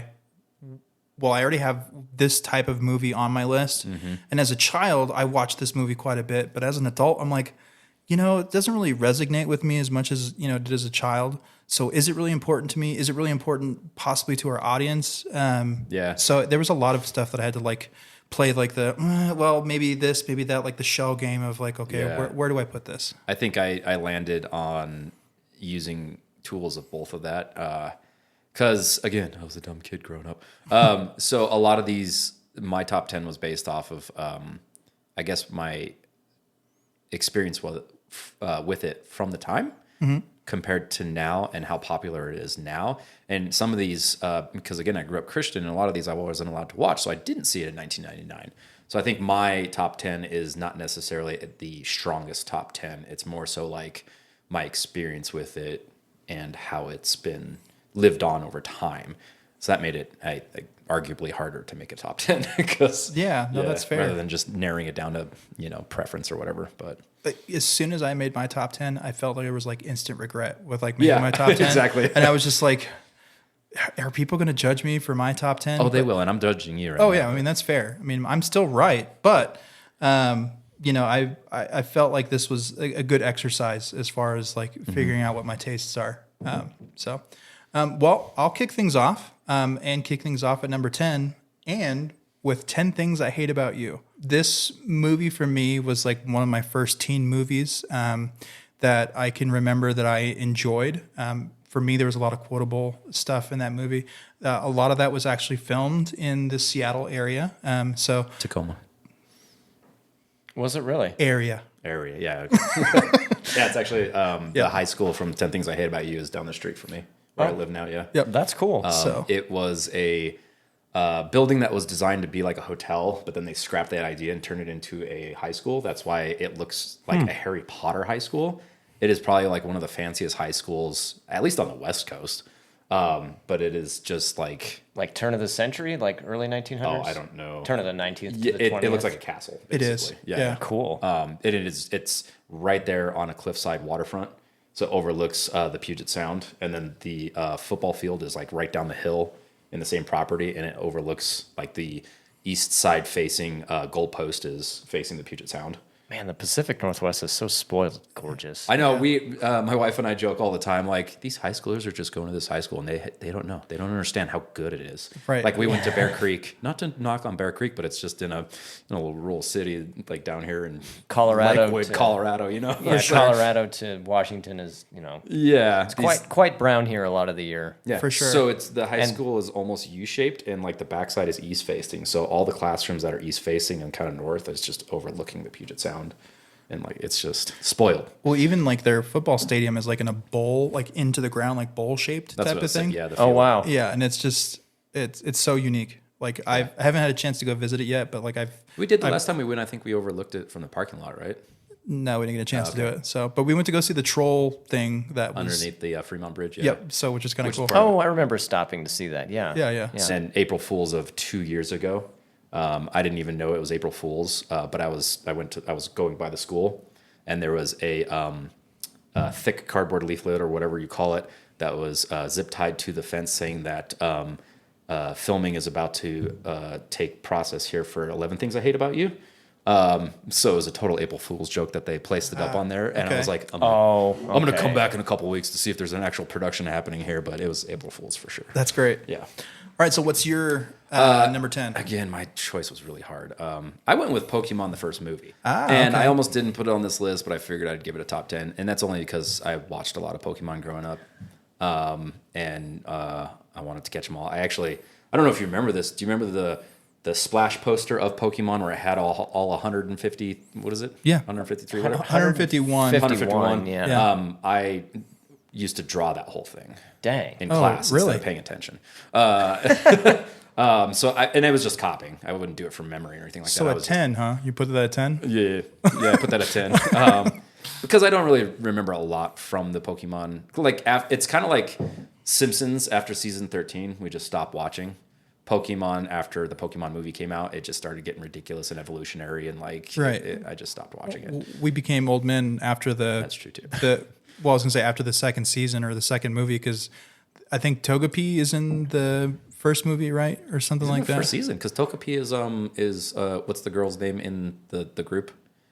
Misty. Misty. That's her Well, they introduced the next generation of evolution of Togepi. Yeah. of those Pokemon after. I think Johto League is the very first season of Pokemon. So the original 150. Mm-hmm. There was the next slate of 100 and whatever. Which I still followed because it wasn't super ridiculous, but then they started getting into some crazy evolutional stuff, and it was just Right. So that was kind of like where a lot of, I guess, our generation was like, oh, that's cool. Yeah, I'm over it. Yeah. That first Pokemon movie, that was, I think, the very first video I ever downloaded off of the internet. Oh, really? Yeah, well, it was off. I don't actually even know. I don't think it was off of a peer-to-peer program. I'm trying to remember where I would have gotten that. I have no idea. But I didn't know that my computer at the time could even play video. But I saw that it was like a video file, and I thought, well, we can try it. I'm like, man, that's like, how big is this? Like 30 megabytes. Jesus.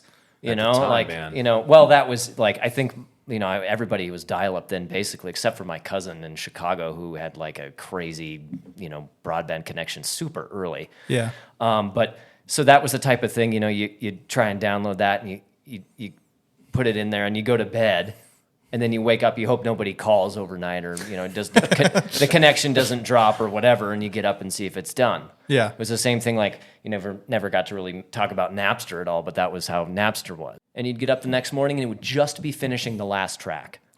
I mean, and it was like, so it was like 8 or 9 hours, 10 hours, whatever. And that was a whole album. But it was incredible. I mean, because if you were a kid that had no money, or you didn't have a job or whatever, you just got a CD for free. Yeah. And that was incredible. You did this allegedly, though, right? Yeah. This Oh, is yeah, all no, this is alleged. No, it didn't You didn't actually get it for occur. free. This is alleged. It was a gift from Yeah. peer to peer. Right. Yeah, It's alleged. And I thought that it was amazing. Yeah. And you could get a lot of weird stuff that there was no way you would ever be able to get it, of course. For sure. Certainly music that like my folks wouldn't have let me get for a birthday or something, like you're Right. not buying this. But I could get that online or, off peer-to-peer. And my cousin, who I was saying had the crazy broadband connection really early on. I mean, he was Mr. Popular because he had a crazy internet connection. He was a drug dealer, basically. He was a drug dealer, yeah. I mean, he had, not literally, You but guys want your internet? yeah, but certainly in the music realm, because he would sell mix CDs. Oh, yeah. People would request, like, they'd write down on a piece of paper. Don't reveal his name. Yeah. I won't. This is all alleged, right? Right. None of this actually happened.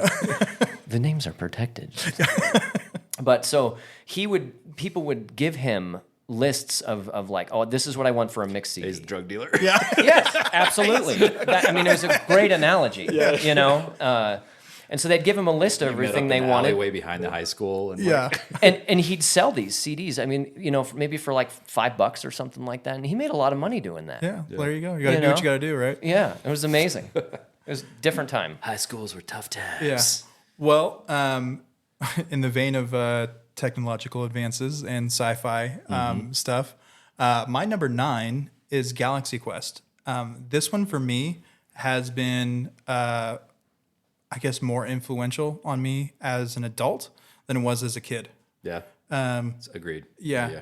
I didn't see it when I was a kid, so. Yeah, I didn't see it actually until probably I was in my teenage years. But this didn't really do, you know, I guess. It wasn't a flop. It wasn't a flop, but it wasn't like to what they expected it to be.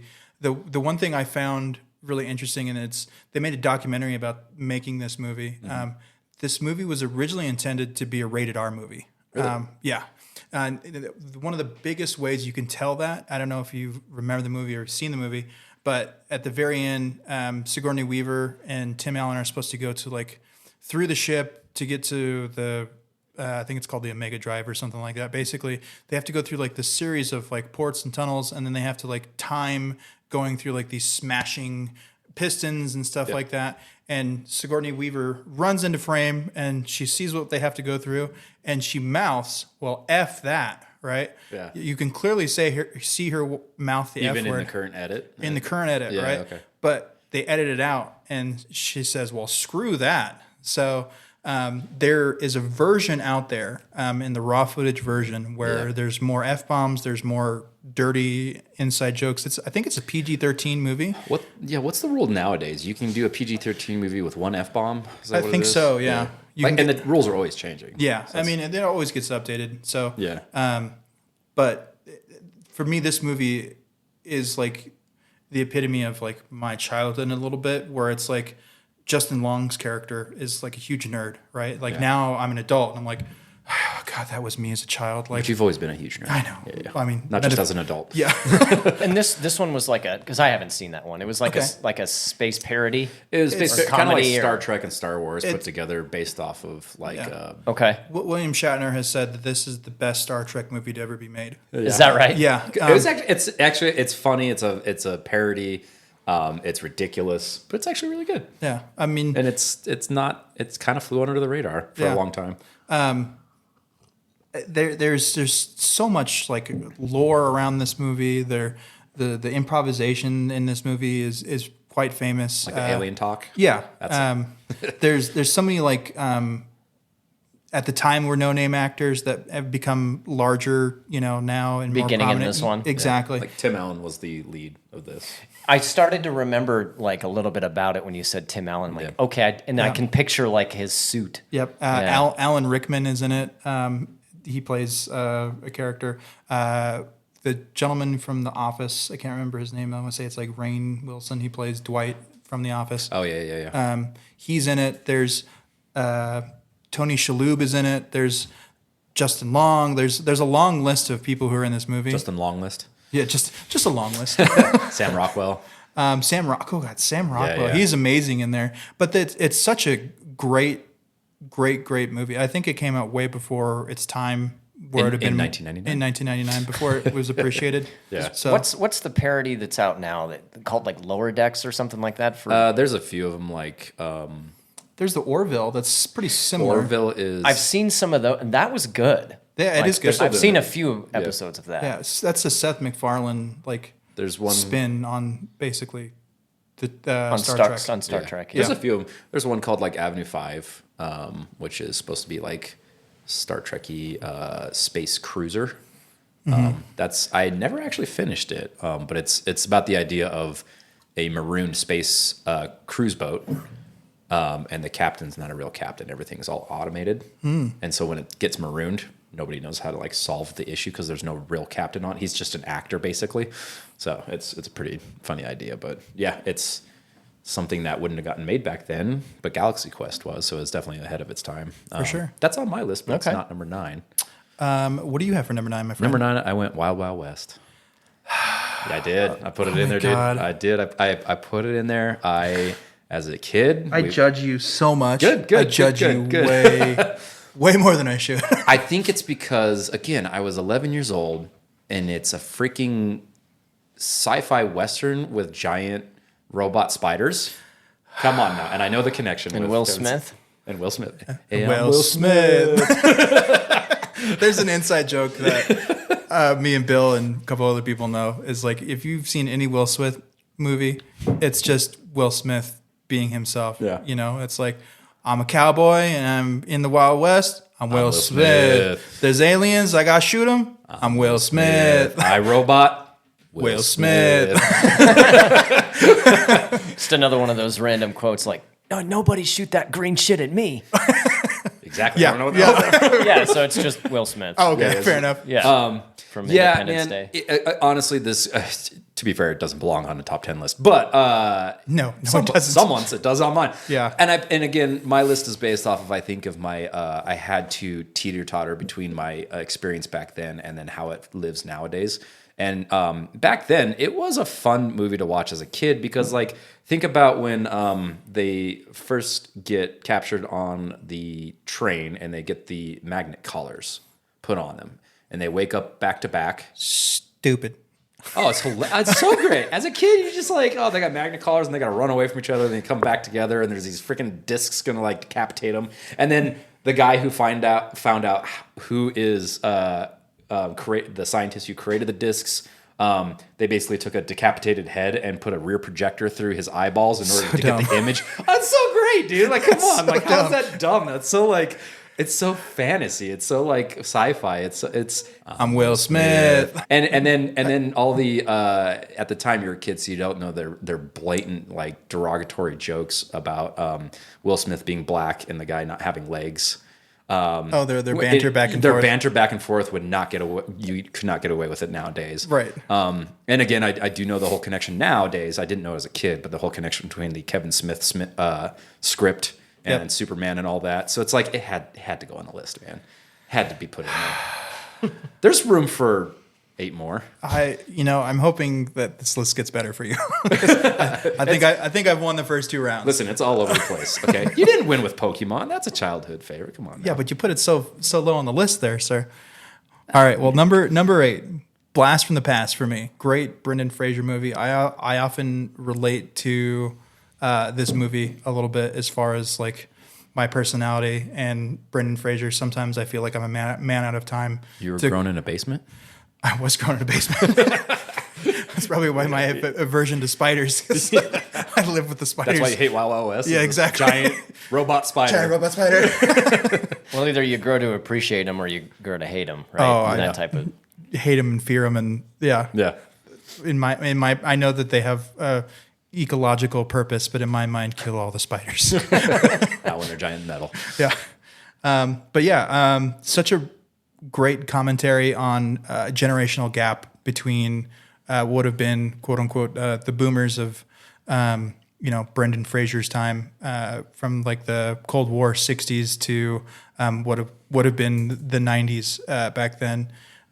Such a huge dichotomy between Christopher Walken in a basement saved my family. Yeah. That image of like the atomic bomb was just a plane that crashed in their backyard. Right. Like they still felt the rumbles and the hit. Like, have you ever seen Blast from the Past? Or? No, I think I've heard of it though. You've probably seen snippets throughout the years. This is the one where something. they stayed in the bunker because they thought there was... Brendan Fraser, I forget in the movie, was he a toddler or was he in the womb when they went into the bunker? He was in the womb. He was in the womb. Yeah. Okay. So he was born underground. I have heard of this one. Yeah. So And he's never experienced life outside of his parents, and his parents taught him all these different languages, made him really smart because that's all you could do is just live in a bunker. Academically, he wasn't a test tube baby. He was just like a... But he had no like cultural exposure. Or any social skills because Okay. he learned all his Right. social skills from his parents. So Hyper homeschooled kid. right, and all of his knowledge was from when he went into the bunker and passed. So he gets up to quote unquote the real world and he's like, 1999 maybe? yeah, exactly. Maybe. Yeah. And he's like, oh, what's this? What's that? And he speaks like he has the same vernacular as somebody who was from the 60s and he's a blast from the past, like a quote unquote, living fossil, so to speak. It was good because I think it was also, it's on my list, but not in that part. It was one of those drama comedies. Dramedies. But it was like, because it's Brendan Fraser, so obviously it's comedy, but it had so much realism to it in the sense that like it was a drama. So they played their characters. And like all good comedies, you play your character as a real person. Like you play it straight. So that's what makes the comedy so farcical, right? But I think that was what was brilliant about, because he was just a 1950s product of this basement or whatever. But it's like every single character in that film played it straight. Yep. Like that was just the life they lived. But that was what's so funny about it. And when things were happening, and it wasn't a slapstick comedy, it was just a situational comedy that was like, it just landed hard, and I liked it. It's on my list too. Yeah, it's great. So that's number 3 for you, or number 8? It's number 8. This one you're gonna hate me for. It's a good one, but it's high up on this Green Mile. Oh, I know. And the reason why at least it's on your list comparatively to Wild Wild West. It's on the list, and it's that high up because, again, I didn't see it till I was much older, and it is a fantastic movie, but it doesn't hold a lot of memories in my brain as far as quotes or storyline or relatability or whatever, but it is definitely it is a top 10 for sure. So it had to go somewhere on there, and it has more praise than Wild Wild West. So I'll give you that. I mean, it's a cinema number classic. 8, not number 9. I'll tell you one thing: they made Green Mile in 4K. They didn't make Wild Wild West in 4K. They should have, because then that spider would be that more scary, right? It's such a good movie. To just shut your brain off and enjoy Western metal spiders. Come on now. That's how you'd have to. Powered watch by it. steam engines. Come on. I mean, what about the power, Tyler? Yeah, right. Like a proto steampunk movie. Yeah, exactly. I don't know how far back steampunk actually goes, like the origins of that subculture, but like That'd be It goes interesting. back, but as far as like Hollywood goes, how much do they cover it? Like that might have been one of the first kind of movies that could have been considered in that genre. Now I have no you're getting idea. it, right? Now you're getting it. It's up there. I have. It just had a lot of memory with me as a kid. You're trying to find the nugget there, but it's not there. trying to justify my top 10.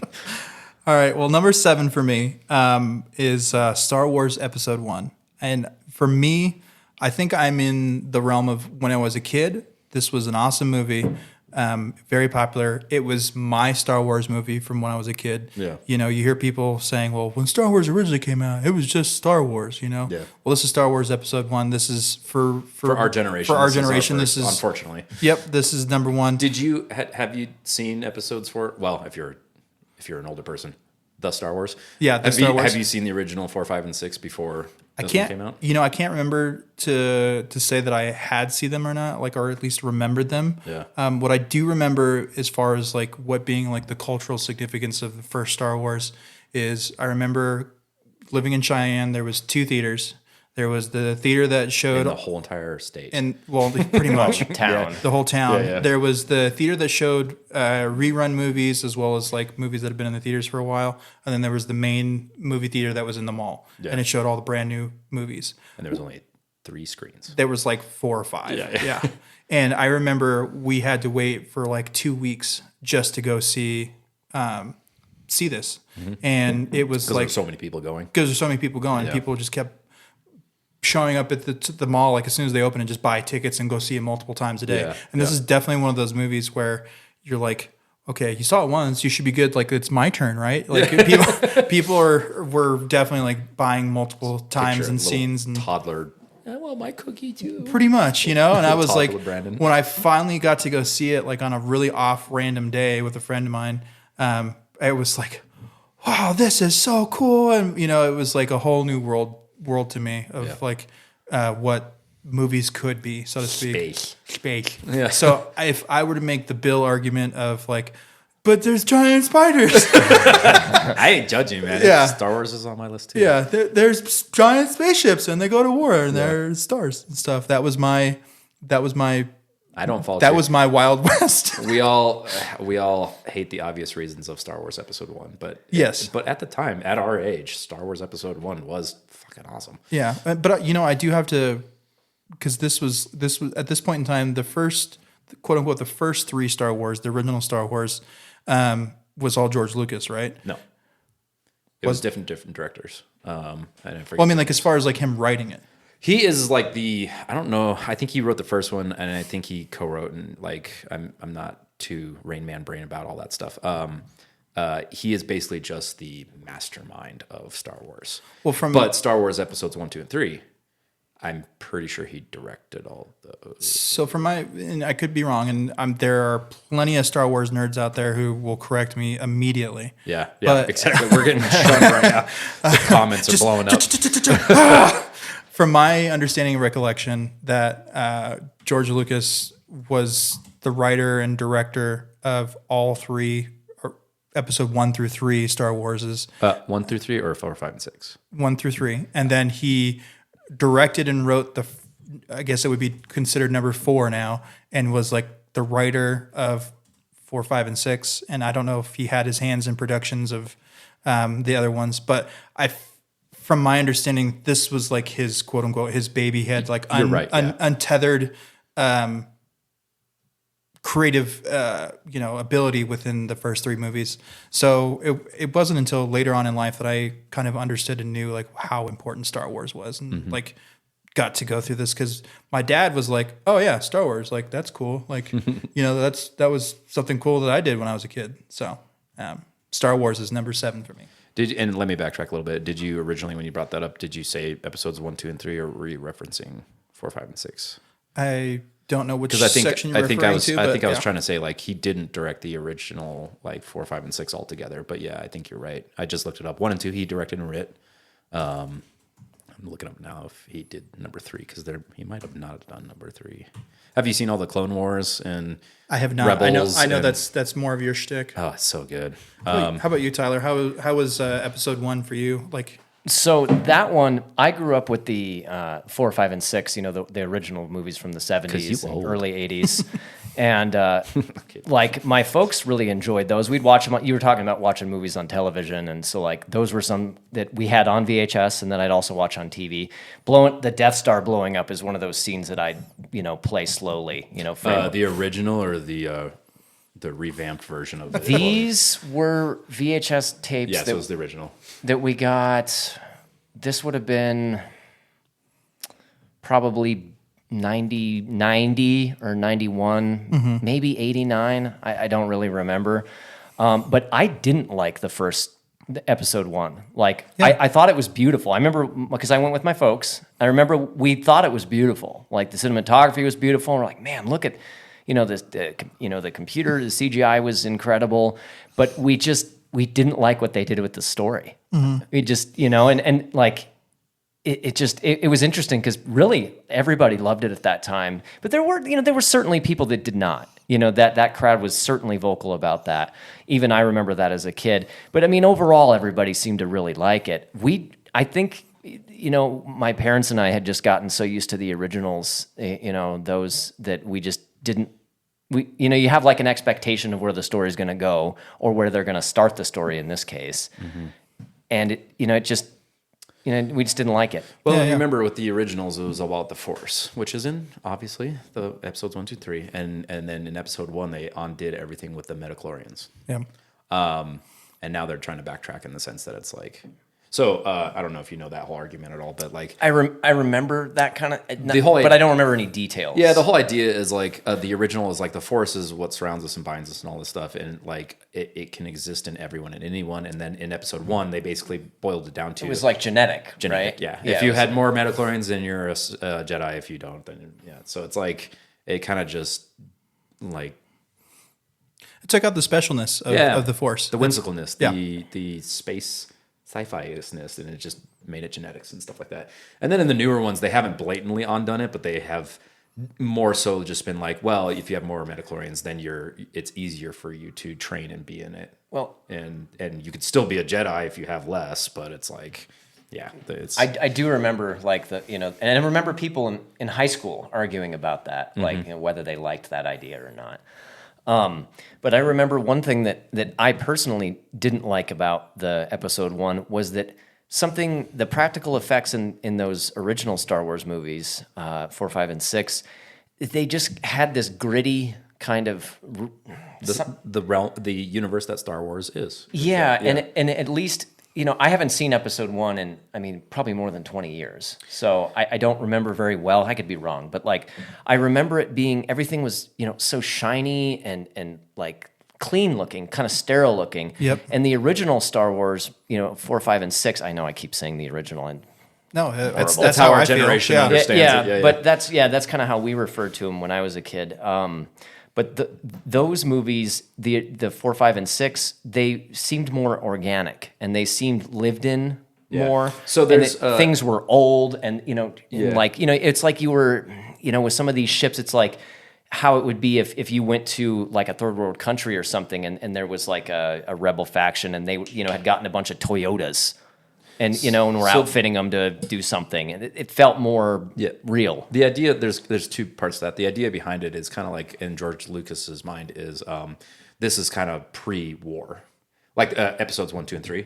It's kind of pre-war, and then episodes 4, 5, and 6 is kind of like just all the fallout and just like because the inner conflict. I love, and I'll quote Adam Savage on this, and I don't know if this is Adam Savage's terminology or if this is just what he developed, because Adam Savage worked on episode 1. You told me that. I didn't know that. He worked for ILM for a little bit until you told me. And the best way he describes it and boils it down to is Star Trek is a utopian experience and not experience. He probably uses different words, but Star Trek is utopian and Star Wars is dystopian. And that's that aesthetic that you like. And we all agree, like that original aesthetic. But it's also hard, right? Because it's like when that first came out, when did episode or 5 come out, whatever, it was practical effects is all you had. Practical effects and blue screen is basically all you had. Yep. Whereas now in 1999, so George Lucas is the founder of ILM, Industrial Light and Magic, which is like the original 4 was that 77? Yeah, it's definitely 70s, but late 70s, I believe. Now blue screen did they have blue screen then, or was that still in its infancy? They had it. Yeah. But it so was because of movies like that, though. Exactly. Okay. So ILM, there wasn't really much that existed on that scale in order to achieve a movie like this. And so George Lucas basically left LA and moved up to Sacramento, California, to start ILM. And ILM is not the grandfather, I would say, but it's also it's pretty much the grandfather of modern special effects. Without Star Wars, I would say there wouldn't be this push to where we're at today. So a lot of those effects were started and revolutionized and stuff like that because of Star Wars Episode 4 or the original Star Wars or A New Hope. It does kind of hold up still, but the graphics are still on that teetering of I need to go back to it. Yeah. Yeah. Well, all 3 of those really, all those from that period. You'll still probably have the same opinion, but yeah, probably. So your number 7, Bill? My number 7 was Galaxy Quest. Oh, nice. Okay. Because it had to go in there. But I actually didn't see Galaxy Quest until much later in life. But I loved it. I'm not a Star Trek fan, and I would say it's a more Star Trek movie than it is a Star Wars movie, but it was more just a parody of those space movies in general. But I loved it. It's great. I'm a Tim Allen fan. All the stars that were in it. For sure. So good. The comedy was spot on. It was good. But yeah, we already went into ad nauseum on that one. So fair enough. So then for number 6, this is another movie that I would have to say, living in the world of Cheyenne, that we had to spend weeks to wait for to see this one, was Pokemon, the first movie. So Pokemon was that big too up in Cheyenne? Oh gosh, yeah. And I remember promotional thing that they had. If you went to go see the movie, it was like advertised because Pokemon cards were huge at the time. If you went to go see the movie, they gave you a Pokemon card that was like at the movie. So like a special promotional one. Right. Yeah. And it's like, you only get it at the movie and you can only get it here. And I remember people going crazy for those things when we lived up in Cheyenne, that like, we have to go see it now because if you don't, you get that Pokemon card. And it's like, oh, we have to have that one. And then you're a loser. Yeah. You're the biggest loser if you don't have the card. So was it Mewtwo? I think Mewtwo was the card. I can't remember exactly what it was, but it was, I think that card. But at the same time, that movie for me was huge because it was one of the first times I realized, oh, my kids' stuff can be cool and marketable. Because it was actually legitimately like well told drama. Yeah. Like it flowed like a Hollywood film. It did. Yeah. And there was a lot of heart in that movie, as well as like, so now that I'm an adult, I realize this, like, okay, there's a kid's show. You're an adult? Sometimes. I don't think so. So when you see a kid's show, there's only so much production value within a show because they got to bing, bang, boom. They got to move on to the next one, right? Well, this one, it was like, it was drawn different. It was like darker. It was like, there was just so much more intent and like so much more, for lack of a better term, like, you know, star power, money within this movie, that it just was like, oh, like This is what I could be watching every Saturday morning? exactly. Like, what's wrong with my TV at home? Speaking of which, Saturday morning cartoons. Oh yeah. That used to be a thing. I used to just have my bowl of cereal. Yep. And now, is it still a thing? I have no clue. I doubt it because They're you know, streaming and streaming all and these networks YouTube stuff like that. exists. But you like because back in our day, you couldn't just call things up on whim. You had to wake up Saturday morning. Yeah, and like watch the early cartoon. too. And it was a lot of repeats. Yeah, they started at like 6. Yeah. I mean, the Saturday morning, it would be like sometimes it was the new stuff that was coming out that week, but like for the most part, it was like repeats and stuff like that. But it's like that's what you lived for. Is school was done on Friday. Saturday morning, I got my cereal, I got my Captain Crunch, and I'm watching my Animaniacs, Beast Wars, all that stuff. And it's like it's just, I think to your testament of why you wanted to start this podcast and everything, I think that was one thing that was very our time. It was we had time. Yeah. It was everything in our generation was like things weren't recorded, things weren't on demand. Things were starting to become on demand with cable, but for the most part, it's like you had to be there for the time slot. Yep. You had to wait. So it was more of an event. It was more of, like you said, going to the theater and Pokemon the movie. I would never guess that. I mean, in Cheyenne, it makes sense because what else do you do in Cheyenne, right? Yeah, pretty much. Yeah. But I mean, I wouldn't guess that there would be lines out the door and constant people buying up all the tickets for Pokemon the movie. Yeah. But yeah, things in our generation used to be more of an event rather than just like, oh, I'll pull that up right now and watch it in 2 seconds. You know what I mean? Exactly. Yeah. So then where are we at right now? Number 6. So that would be, because you already got Galaxy Quest. So my number 6 was Blast from the Past. Oh, nice. And I would have put that up higher because I do love that movie so much, but at the same time, it wasn't. At the end of the day, it's not a movie that won awards or had much, like, long-lasting. Right, like some gravitas to it. Yeah, so it had to go in there, but it had to go in there, I guess, in the middle. But I love it. It's such a unique film. It's kind of like The Truman Show, where it just has this weird whimsical feeling to it. And Yep, for sure. you know The Truman Show with I've actually seen that. So it's along that same feeling of like this weird whimsical like land that he's living in type of thing, and it's just like things are happening to Just him. a fish out of water kind of. Yep, Yeah, it's exactly. Moving on to number 5, that darn PC load letter. Took my stapler. Yeah, I was going to say that. Milton, who also does the voice of Bill on King of the Hill, is Milton. For those of you who have seen the movie before or haven't seen the movie, he is one of the office workers in there who has a very monotone voice, and he speaks very softly, and then he is really impressed by his red stapler. And Schwingline actually made a red stapler, especially for that movie. But it, as an adult, I think it resonates with me a little bit more because we all have that like crappy job at some point in our lives, and it's just soul sucking. And then I would love to be hypnotized and be like, okay, I can live through life now and do my thing and have that laissez-faire episode or feel. I never had a cubicle job, but it's the type of people, and the story is it's like these jobs just exist out there. Like we worked at Sam's Club. That's not a cubicle job, but it kind of had those characters in it. You know what I mean? Like one of your favorite movies, not 1999, but Idiocracy. Same creator, Mike Judd, and like it's just that type of humor that is kind of timeless because it's just situational of like it's just human life and condition. That's what Office Space is, and it's a great commentary on the byproduct of the world that we live in. It's just even back then. It's the same nowadays. Yep, exactly. I'm sure you've seen parts of. I'd recognize a lot of the cultural references when people talk about it, but no, I've never seen Office Space. Oh, it's so good, and there's a lot of quotable stuff in there as well, and parodied things that have been done quite a bit. One thing because I collect physical media, thing that I really enjoy that I wish I still had, but Barnes and Noble had a special edition of Office Space, and there's a scene in there where a gentleman, I forgot how he gets injured, but basically he gets like a big injury paycheck, and he's trying to make a mat. And that's his $1 million idea. He's going to make a mat. It's called the Jump to Conclusions mat.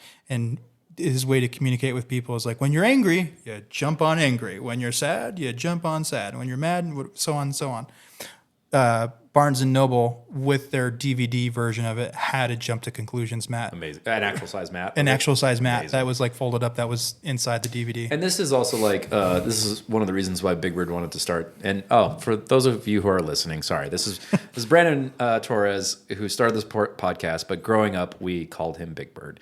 How tall are you? 6'4". 6'4", yeah. For the longest time, never knew him by his first name. Didn't know why we called him Big Bird, but we played football together, so it's like it was 4 years of testosterone male bonding. He was always Big Bird. Yep. So yes, so you'll probably hear me a lot through this podcast call him Big Bird. Yep. Sorry if you're confused.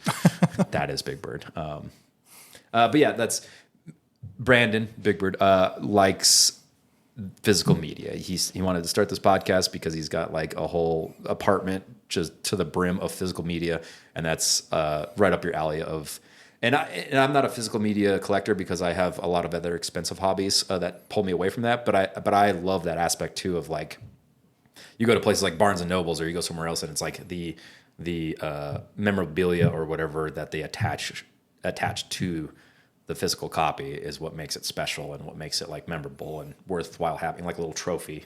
Yeah. And it's got the nerd points because it's got that obscure reference within the freaking movie. Yep.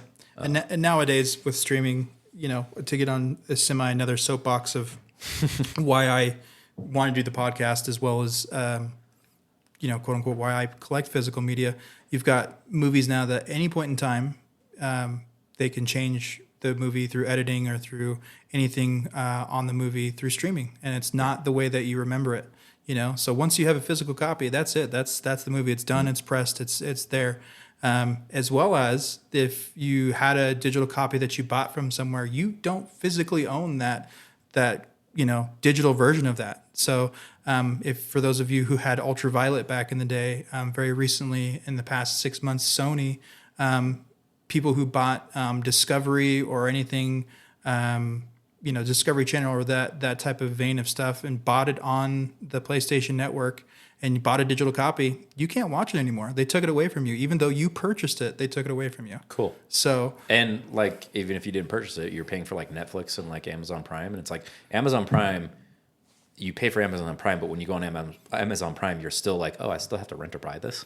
Yep. And then like Netflix, it's like, oh, you've got only 10 days until they take this title down. And it's just like, but that's been up there for freaking ever. And it's like, well, yeah. Think about Disney Plus is, I think it was like what, $6 or $7 when it started, and now it's raising up there. If I really enjoy, I'm gonna throw up a random Disney movie, but like, Beauty and the Beast. Yeah. If I want to watch Beauty and the Beast once every 6 months, well, that's 6 months of having to buy that at $10 a pop. I bought Beauty and the Beast once for $10, and it's mine until I die. Yeah. So that's my personal take on it. Unless it gets moldy. This is true. This is true. Yeah. But yeah. Soapbox over. Yeah. Did you do your number 5 yet? I think I'm on Big Daddy. Big Daddy. That's a great movie. Yeah. That almost made my list. Yeah. It's again, simple mind, didn't pay attention a lot growing up. So obviously Adam Sandler comedy is simple minded and lives with you forever. But something about Big Daddy. This was the only Adam Sandler movie that was in 1999 anyways, right? So to my knowledge, yeah. Yeah, from our list. So yeah, it definitely had to make it on there. Wholesome, funny. It was before Adam Sandler. I wouldn't say Adam Sandler fell into the same vein as Mike Myers, but like stop being like funny. Yeah. It's like comedy that could only work in the 90s. Yeah. Very slapsticky. Racy in some areas and stuff like that, and it's just like you just can't do it nowadays. I mean, you could, but then it just wouldn't get made or whatever, Right. But so yeah, like Adam Sandler's always been in our hearts, and Big Daddy was a nice, wholesome movie, and it's your typical Adam Sandler but he's forced to be clean because there's a kid aspect in it and all that stuff. So it kind of changes the type of humor that, Yep. Again, it doesn't go towards the top. Maybe Wild Wild West should have taken its place. I don't know. You reminded me. But it definitely, Big Daddy's not a number one, but it definitely needs to be in there somewhere in the middle. For sure. Moving right along, my number 4, I think it's probably going to be number 1 for a lot of people. And I'm probably going to get a lot of hate for this, but for me, it's number 4. It's Fight Club. I'm going to get a lot of hate for my number 1. It's not Fight Club either, but yeah. It's Yeah. Fight Club, everybody who was in college had a Fight Club poster, and apparently in the 90s. And like, it is like the quintessential, like, bro Chad movie. Like, oh, you don't understand. Like, this is peak stuff here, you know, like them trying to be like, cinema, files themselves and trying to like convey that their understanding of peak, satire and other things like that. Peak art, yeah. Yeah, peak art. Fight Club, the movie that everybody misunderstood. Exactly. Yeah. So my buddy John, who himself is like a huge Fight Club fan. He has a friend of his who gave him a copy of Fight Club that he actually stole from a library because John collects first editions of books, right? Nice. And for the longest time, John was like, "Man, I wish it wasn't." It has like the library stamp and like the little card that you used to put in there. But that's the cool part about it, right? Now he's like that. So that's Does what it I even pointed have out a to little him. I was like, envelope in it? yes, it does. Yeah, Yeah. sick. So I told him, I was like, Fight Club is a movie about anti-establishment. Yeah. You stole an established government thing, and now it's yours, right? And he's like, dude, I never thought about it that way. So No. It's legitimate, right? Like he didn't steal it. allegedly. Allegedly. His friend allegedly did it for him. Okay, So, cool. but no, I mean, Fight Club. I don't want to talk too much about Fight Club because I think it's pretty obvious that this is something that we're going to have to talk about on the podcast. And it's been talked to death too. And it has been talked to death. death. We're going to cover it, but So it's out there. And it's one of the movies that you said you have actually seen in this long list of movies, Tyler, which is surprising because it's a movie that I never thought that you would ever watch. I don't remember when I saw it. It was not like when it was new. It was probably way later. I mean, at least a decade after it came out, maybe longer than that even. But I thought it was great. Yeah. And it was interesting because culturally I kind of had an idea of like how it impacted people and what it might be about and things that they'd reference. Then I watched it and I was like, this is so different. This is completely different than like the cultural, feeling that I would get from others when they would describe it. Yeah. How so though? I mean, that's something that you would probably want to go into when you actually cover the movie. Okay. Yeah. Okay. I mean, because I could go on forever about that. But it just what I thought about it and then what other people thought about it didn't mesh as well as I thought that it would. I mean, it was something where it felt like there was a lot of disconnect between like the way it's portrayed culturally and what I felt the message was, or what some of it's one of those things too. It's like, there can be so many, like I'm not right. This is, some of the stuff that I thought, was pertinent and that was. I've never read the book, but I've heard from numerous people that it is one of the most accurate adaptations from the book. Like so many people that read the book and are fans are like pleased and happy and content with this Hollywood version of it. It's definitely in the top 10 for sure. So mine would be, my next one is Office Space. Office Space, yeah. Yeah. Great movie. Yeah, great movie. Yeah. Mine's higher on the list. Nice. I win.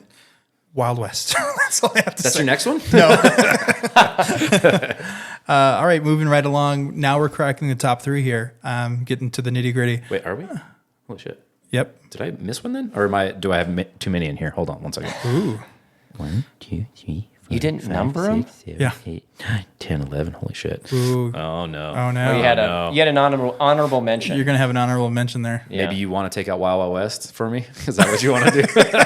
Nope. It's living and breathing. Locked in. Yeah, it's locked in. Damn. You can have an 11.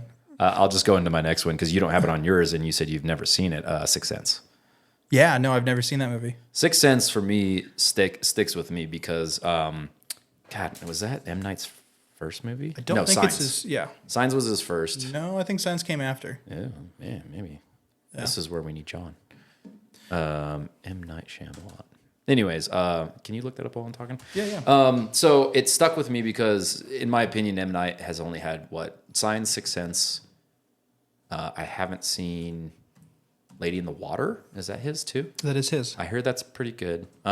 He just fell off a cliff and he just started making these movies because the Signs and Sixth Sense had that.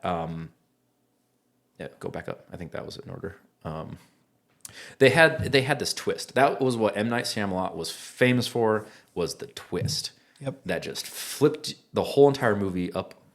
So it looks like he had 2 movies before. Yeah. Praying with Anger and Wide Awake. Whoa, Unbreakable was before Signs? Yeah. No shit. Yeah. I liked Unbreakable.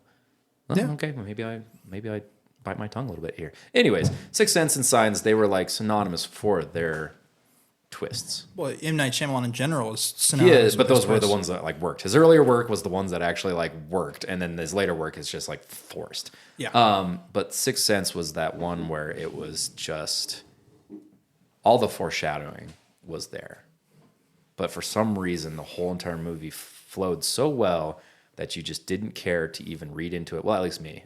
Someone like John that probably would read into it very heavily, but I just was in the movie, and then when they finally okay, so no spoilers, right? Because you said you actually know what happens. I know what happens. Okay. I mean, I think it's 25 years later. I think it's Well, for it's you, because safe. you're in the room with me right now. I know. Actually, I know yes, I should spoiler. spoil it for you. Yeah. Okay, so yeah, when they finally The revealed the kid's dead the whole time. the kid's dead, and Bruce Willis is dead the whole time. Yeah. So when they finally revealed that, and it's not even there's not even a ton of movie left over after that. It's not like a climax and then all this action happens. Yeah. It's basically just that's the reveal, and then all the stuff just gets wrapped up. It was so angsty and stuff. It was that's definitely on the list. Yeah, I can't deny that is a very, very important movie. I just unfortunately have never seen it. So I'll roll. You want to go ahead and do your number 3 since you I'll roll into my number 3, which is Fight Club. had your special 11? Yeah, I will roll into number 3, which is Fight Club. Okay. And it's silly because Matrix is on yours and I don't have it on mine, but maybe that's because Nope. Okay. Yeah, Fight Club's on there. We already talked about it, but it is just one of those really well done movies, and it's one of those movies too that when people complain about Jared Leto because of the Joker and His method acting. Morbius, and all these terrible choices nowadays, I always say Fight Club and Lord of War. Yep. You've never seen Jared Leto act in something that he's good. Dallas Buyers Club. Yes. Oh, yes. Oh man. Yep. That one. He's a good actor. He just, He needs direction, I think. Well, and that's the quote I've always said is an actor's only as good as its director. They're not things. They are when I'm directing An them. actor is only good as he or she's director. You know what I mean? As a director is a director steering a ship. Yep. And it can only be as good as the director pulls it out of every department, and the director gives actors all the nuggets and all the tools they need in order to be the character they need. Yep. And if you got Suicide Squad, there were no tools given to anybody, in my opinion, on that one. But yeah, Well, so that was your number 3 then? that's my number 3. Okay, so we'll swing back to me. My number 3 is The Matrix. I'm sure that you probably have seen this movie, Tyler. I have. you? I'm pretty sure that we saw that when it came out. Okay. In theater or? In theaters? Not with my my folks, but that same cousin in Chicago. I believe that we may have seen it either in Chicago or in maybe in Wisconsin. I can't remember, but that was incredible. I certainly had never seen anything like that before. So you were 14 or 15? Yeah, I was. I think I was 14. Yeah, it was pretty amazing. Okay. Yeah, I think for me, I didn't see Matrix until actually probably the second one, because it was for whatever reason, it was a really big deal. Obviously, it was oh, this is a big movie sequel, big blockbuster thing. It was really big on MTV, kind of around that age type of thing. And I was oh, there's a movie before this. So this movie has been memed to death. I mean, it's a very, very iconic movie. And at the time, everything was parodying it. For With sure. Cartoons and Yep. Bullet time. Yep, Yeah, bullet time. It was invented in this movie. So the whole, backwards dodging bullets thing that everybody kind of knows and borrows from this movie. It's part of the zeitgeist of American culture is the Matrix. because wasn't that video game Max Payne got its like some of its Yep. Yeah, Max Payne. That was another one we were just talking about. Did you ever play Into the Matrix, which was the video game for the Matrix? I remember seeing. There were 3 or 4 of them, right? No, I think Into the Matrix was the only video game. It was just I one. believe it's the only video game. However, it's technically, I believe, it bridges the gap between the first and the second movie. Oh, okay. Then So if memory, probably confusing it with something else. I'm going to get this really wrong, but if memory serves right, they didn't come out in this order because I think number 2 came out, and then I think Into the Matrix and Animatrix came out after number 2, if I'm not mistaken. But as far as I understand, Around the same time, at least. as far as I understand, Into the Matrix and Animatrix were supposed to take place timeline-wise between 1 and 2. So even though they came out later, they were supposed to like fill in that information. I've heard of that animated one. I remember people talking about that. And the animated one, I was just talking to Brand about this earlier. It's kind of like, have you ever heard of Love, Death, and Robots on Netflix? No. It's a fun show that basically takes different animators, different cartoonists around the world, and there's short stories that either deal with love, death, or robots. And it's just a handful, like 9 or 10 episodes a season, handful of different stories that involve those 3 subjects that are done by artists, and they're beautifully done. Yeah, and they're brilliant. short stories. And that's kind of what Animatrix was 5 or 6. I'd have to go back. Yeah. Shorts that basically just, one of them was an anime, one of them was like totally CGI. So at the time, it was, do you remember Fifth Element, the movie? Or Fifth Element, Final Fantasy, sorry. Oh, everybody was so upset about that at the time, including me. Yeah, because it had nothing to do with the Final Fantasy. It was just its own, like it just was its own thing. Which in argument, that's what Final Fantasies are. Right. But it still didn't People were live in that like kind of universal Final Fantasy. people were really hopeful that it was going to be based on one of the games Yeah. that already existed. But the cool thing about it was at the time, like CG was still so infant that like to do a movie like that. It was phenomenal. Like Yeah, it was, and looking back on it now, it is kind of jank. But when it came out, so same thing with the Animatrix. There was one of, Animatrix. There was one of the stories that was all CGI, and at the time, it was just like so revolutionary, and like it took them a hot minute to probably make it, just because like, and it was a short, so it was easier to do than Final Fantasy. But yeah, those. How do we get on this tangent? You tell me, Bill. I don't know. You tell me. Yeah, there we go. On to the next part. Fair enough. Matrix. It's so amazing that we're just talking about it for 3 hours. Yeah, it's so I'm good. stuck in the Matrix. Yeah. it was one of those movies I remember was like one of the first ones that I kind of remember there being a parallel with, like mythology or something, or not mythology, but with It does philosophy. I was gonna say it does have its own mythology steeped in Mythology, this. Certainly. philosophy, Yeah. everything. I meant philosophy though. Yeah. So like it's like a Plato's cave, Right. like allegory, type of thing. That is a great way to put that for sure. Like pretty literal one. Yeah. I I had watched the movie fairly recently, and I would say that there's a lot of epistemological things where it's like you don't know what you know until you know it type of thing. So Episcomos. Can you, for the viewers out there, not including me, that are stupid, can you describe that? Epistemological? epistemological, God, now you're making me say it wrong. Epistemology? I'll feel so Epistemology. stupid now. Epistemology is basically the philosophy of you don't know what you know type of thing, and you have to prove it. Okay. So, how do you know that you're, Billy Venturelli? Yeah. What makes you Billy Venturelli? I said I am. Well, just because you said you are, does that make you you? And it's the whole like philosophy, like why are we doing this? So, but anyways, great movie. I would very, very, very, very highly recommend this movie to anybody if they haven't seen it before. I don't know so much about the sequels, especially the last one. I would say steer clear, but the first one is definitely worth a watch. Yeah. Well, we don't count the fourth one as the last one. Yeah. So are you saying steer clear of the number 3? Some people don't even like the third one. So, but yeah, I would definitely say they're products of their time. I enjoy them all, but Yeah. it goes further than just that. But yeah, number one is definitely like it's iconic. Yeah.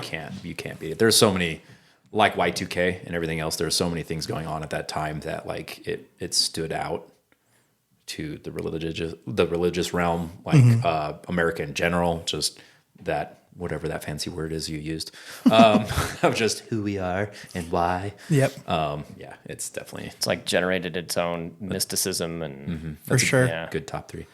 Well, now I feel weird because my top three it's strange. Okay. So I guess does that lead us to your top three now? I'm kind of confused Well, now. 'cause my of your- number, Fight Club your was my 11. number three. Okay. So we can go back to the regular. Okay. So Order, are we both on number two now? You can start with number two. Beautiful. My number two is The Green Mile. Give me your hand, boss. Give me your hand, balls. So Michael Clark Duncan, we've got Tom Hanks, we've got Sam Rockwell, I believe, again is in it. This movie, I have to say, this movie is like when I think of cinema. With this podcast is Movies, Film, Cinema. A good film would be something like Office Space. A good movie is something that's entertaining, maybe like Wild Wild West. Yeah. Cinema-wise is The Green Mile for me. sure, Green Mile it's so enthralling. It's so written so well. It's shot so well. You sympathize with all the characters. You are so immersed in this movie. And it is a longer movie, but it is something that... It doesn't feel that long. It doesn't feel that long. It flows well. This would be something that you could write whole college courses on as this movie. So... Yeah, it was just heart-wrenching. Yeah, For sure. I've seen that. That was another one I saw many years later, but it's phenomenal. Same, yeah, and it's a Stephen King classic. So Yeah, I didn't know that until a few years back either. yeah. This and the Shawshank Redemption. These two movies kind of go hand in hand. As far They as didn't come out around the same time though, right? I believe so. I want to say Yeah. Shawshank came out before Green Mile, if I'm not mistaken. But they're both of those movies are set in prison. The Green Mile is set in forgive me. It's like the Deep South, and it's Yeah. like in like the 1920s 20s or 30s. Yep. Yeah. So there's a different element to the movie that adds to that as far as like the timing, the time period is its own character, so to speak, and it kind of adds to like the sadness of the story. So it has its own elements, but The Green Mile, that's a good movie to share with anybody, and it teaches you about life. It teaches you about your own set of morals comparatively to what society has deemed right and wrong. So it's a great movie to make you think. Yeah. So 94 was Shawshank. nice. So same era, but like, Yep. yeah. I think the scene that stood out to me the most in that whole entire movie is the scene with Michael Jeter when his mouse was crushed. Oh yeah. And it was mainly Michael's performance, like his screaming in the background Yep. as they're moving the mouse to Michael Duncan. Like, it's just like, it was just such a, Yep. like it just tears at you. For sure. There's just a lot of emotion with that movie. Number 2 for you, Bill. What do you got? What do you think I got? Well, I know it's not Wild Wild West. No, it's not. The Mummy.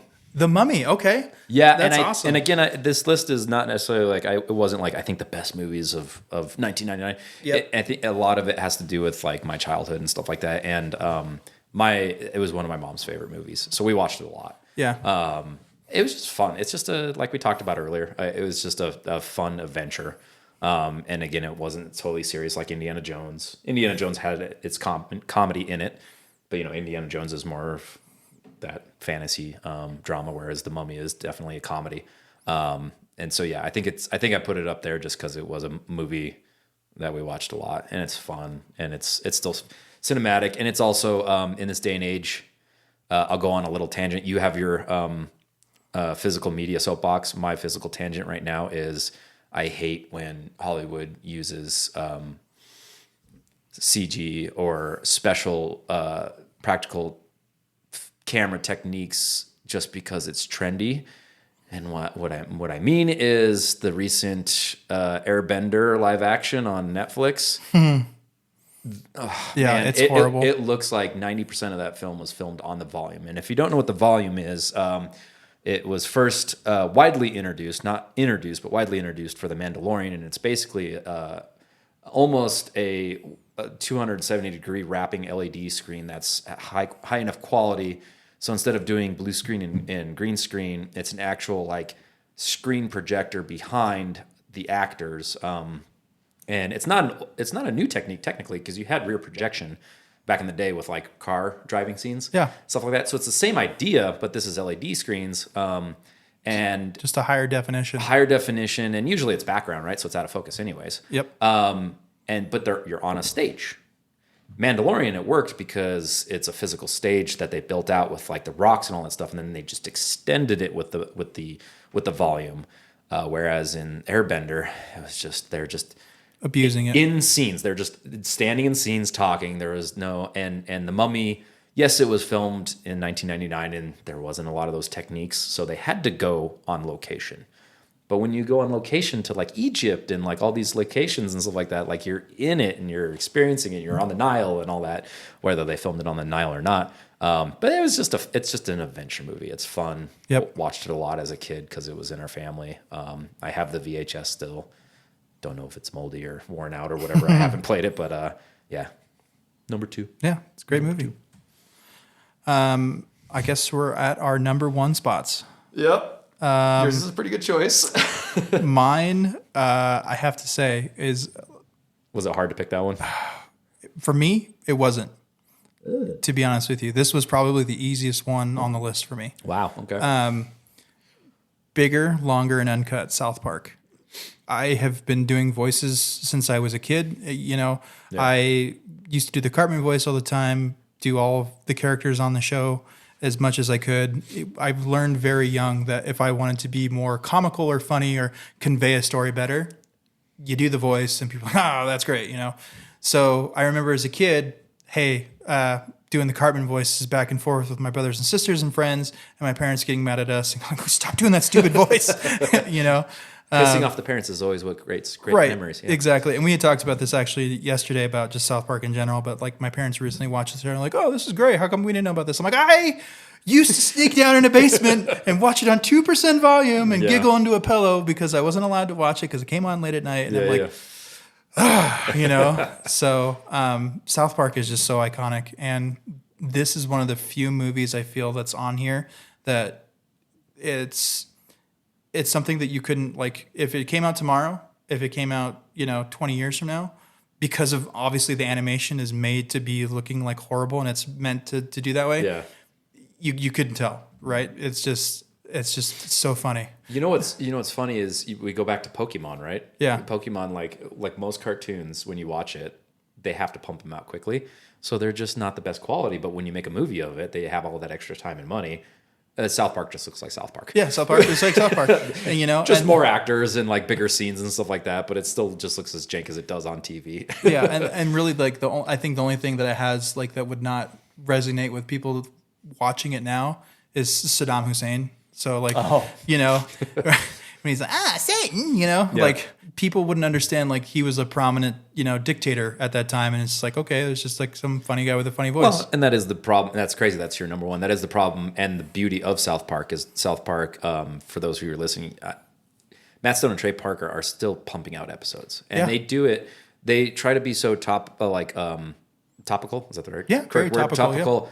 To the point where they are pumping out an episode every week for whatever's happening that week. Yep. And they're still doing it to this day. And it's like that's why the shows are so poignant, because they hit hard, but that's also kind of their detriment, where it's like, it's pretty topical to the time.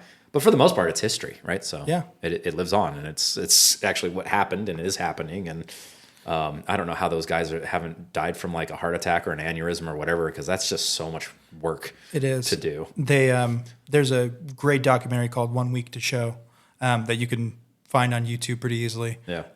That goes through their whole process. Like the first day they write, the second day they condense, then they're starting to do voice acting, Voicing, yeah. and then they're starting to animating, and then sometimes they have to go back because like, that idea didn't work. And there's many times where like the show's supposed to air at a certain time, and they're running to the studio going, "Oh, here you go," and like, we need it now. Like they're like, just shove it in the player, it's good. So Is that in the same documentary? I've seen excerpts of their voice sessions. yes, that's the same documentary. The cuttlefish one. Yeah, exactly. That's Cuttlefish. Yep, exactly. This South Park movie, were they still using like the paper and all that kind of stuff? The paper was this- only the first 2 episodes or first episode? So I don't know if you're familiar with South Park in general. It's like as far as how it became, but South Park, Trey Parker, Matt Stone, they were in college. They were broke college kids, so they were like, how do we make a film? They made it was like Santa and Jesus fighting, and they made him out of clay paper, and they had the little South Park kids, and they cut it out, and that's how they made stop animation. Well, the very, very, very first episode of South Park, they did that, and they're like, it took us 3 months to make one episode, right? And so they're like, we gotta figure something else out. So from after the very first episode, So it was only that first one. the very first okay. one was that they just did everything with a computer. Okay. So You can actually see it on the first one, like Yeah. the shadowing behind like the actual characters and stuff. And yep. So nowadays, because of the computers are so advanced, it's animated the same way, but it doesn't look like paper like it did back in the day. So Interesting. So they Okay. didn't lose the aesthetic; they just streamlined the damn thing. yes. So where it's literally like editors just going like, okay, I'm going to put the Butter's face on Butter's head, and they just make the mouth movements because it's already pre-programmed with the computer. So So I think like the timeline for producing stuff was similar to like what The Simpsons was in the 90s sometimes, wasn't it? yeah, for sure. It sounds like parallel to that. I remember hearing like the same stuff. Yep. So while on the subject, I have not a lot of people know about this, but now that we're trying to get this out there, one of my favorite Matt Stone and Trey Parker things ever made was Cannibal the Musical. I've heard you talking about And that I one. mentioned it to, have you seen it I yet? have not seen it. I've seen that. You've seen it? I have a friend another friend that's super into South Park, and I watched that with him It's amazing, when we right? were in high school, and it was good. Yeah. It And was, that it was is- a lot of fun. It's about Alfred Packer. Yeah. He's a gold miner, right? No, He's a miner of some sorts. man, I wish I could remember like the details. It's been like I watched it in high school, so this was more than 20 years ago. But he was a local Colorado person. Yeah. Like a mountain man type of guy. Mountain man, but he was some sort of miner or something. But the whole movie is them crossing the Rockies to get to the next area where they hear that there's Gold a up in lot their of hills? gold or whatever it may be. So they're making the trek across the mountains. Just look him up. Alfred Packer. Yeah, just look him So it was done while they were in college, and as far as I understand, my professor in college actually helped them out on it. We went. I mean, after we watched this movie, we went to his grave and everything. It's not too far from where I live. Yeah, so it's still a Matt Stone and Trey Parker story. So it's like it's based off true things, but they take it places. Make it But yeah, ridiculous. My professor in college, she I forget if she was like a line producer or something, but she helped him out on it. But as far as I understand, it might be wives' tale. It's the reason why they failed out of college because they spent all their time working on this. But it's great. Like I remember a scene in the movie where it's like a wide shot of a mountain town, and they're entering into a trading post or something like that, and the swinging doors happen or whatever. And again, it's a wide shot, so you just see the town. And they enter in, and all of a sudden you just hear Cartman's voice inside the town. And this was before South Park and everything. So it's like, obviously it's them goofing around, but it's like, has essence of South Park in it. But it's great. It's a musical. It is what it sounds like, but it's a Matt Stone and Trey Parker musical. So it's just like, there are some just ridiculous moments throughout the whole thing. There's like a definitely like shining moment in the snow. Frozen dude. Stuff like that. And like, it's good. So now that we're on this platform, Cannibal the Musical. If you haven't heard of it, go see it. Awesome. Well, that is our top 10 list. Not mine. You didn't hear my top one, and it's Your 11 messed me up, man. yeah, I guess I did. Sorry. Go ahead, Bill. I apologize. You ready for this one? I don't know if I am. Like Care Bear something or something really obscure. Star Wars: A Phantom Menace. Really? Okay. I didn't Yeah. even I didn't even put two and two together of like paying attention to your list. I'm sorry. Yeah, so Phantom Menace would be my top one, and again, I wouldn't qualify it as a top one best movie of 1999, but 11 years old, Space Wars, Space Wars, and pod racing. Yeah. Like The pod racing thing was really cool. Pod racing is amazing. That was really cool. Yes, we have our problems with Phantom Menace, right? But when you're a kid and you have this devil-horned Darth Maul come out and reveal a dark red lightsaber and then all of a sudden flip it over and there's a other side to the lightsaber. There's two. There's a double-sided lightsaber and he's fighting Qui-Gon and Obi-Wan and it's a younger Obi-Wan and pod racing and space battles. Yeah. And like it just as an 11-year-old not knowing and like you guys, I don't remember if I saw A New Hope when I was younger. I have my parents' original 3 VHS box set.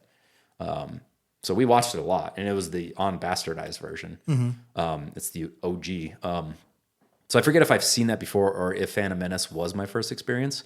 But again, 11 years old, 1999, pod racing, double-sided lightsabers, flippity-doos, the Force. Like as an 11-year-old, I loved it.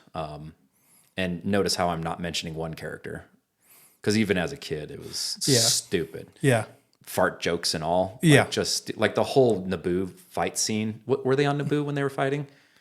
When Jar Jar was on the planet and they had all the water electric ball bombs. I think that was on the plains of Naboo or something like that. Misa don't remember. Yeah, nobody does. Because all it was him just being an idiot. Yeah. But and another reason why I think I put it on here is because from that has stemmed. Have you heard of all of the theories of Jar Jar Binks being like a dark Sith Lord? Yes, I have. And a Jedi Master and like all that stuff on. I think it's nerds just trying to justify it. and I think that's how this stuff is becoming like mysticism, and that's like, why it's becoming good. Yeah. It's like. And have you seen a fan art of Darth Jar Jar? Darth Jar Jar. Look it up real quick and put it up on there. Like you will love this. And again, sounds hilarious. It's actually pretty good. No, I mean in a great way. Darth Jar Jar. Just go down to the images and it just reminds me of how sometimes religion will that one completely right change the context of something. Look at that, and then the one below it. Once you click on that, look at that. Oh yeah. Look at that rendering of what Jar Jar could have been. He's so scary. Yeah, he is. So yes, I put it up there. Again, I don't think is in terms of cinematic masterpieces. No. But in terms of an 11-year-old watching a space war and special effects, and a lot of it still does actually kind of hold up, but there are some plasticky things that are in it, especially if you see the remastered version. Yep. Or whatever. Yeah.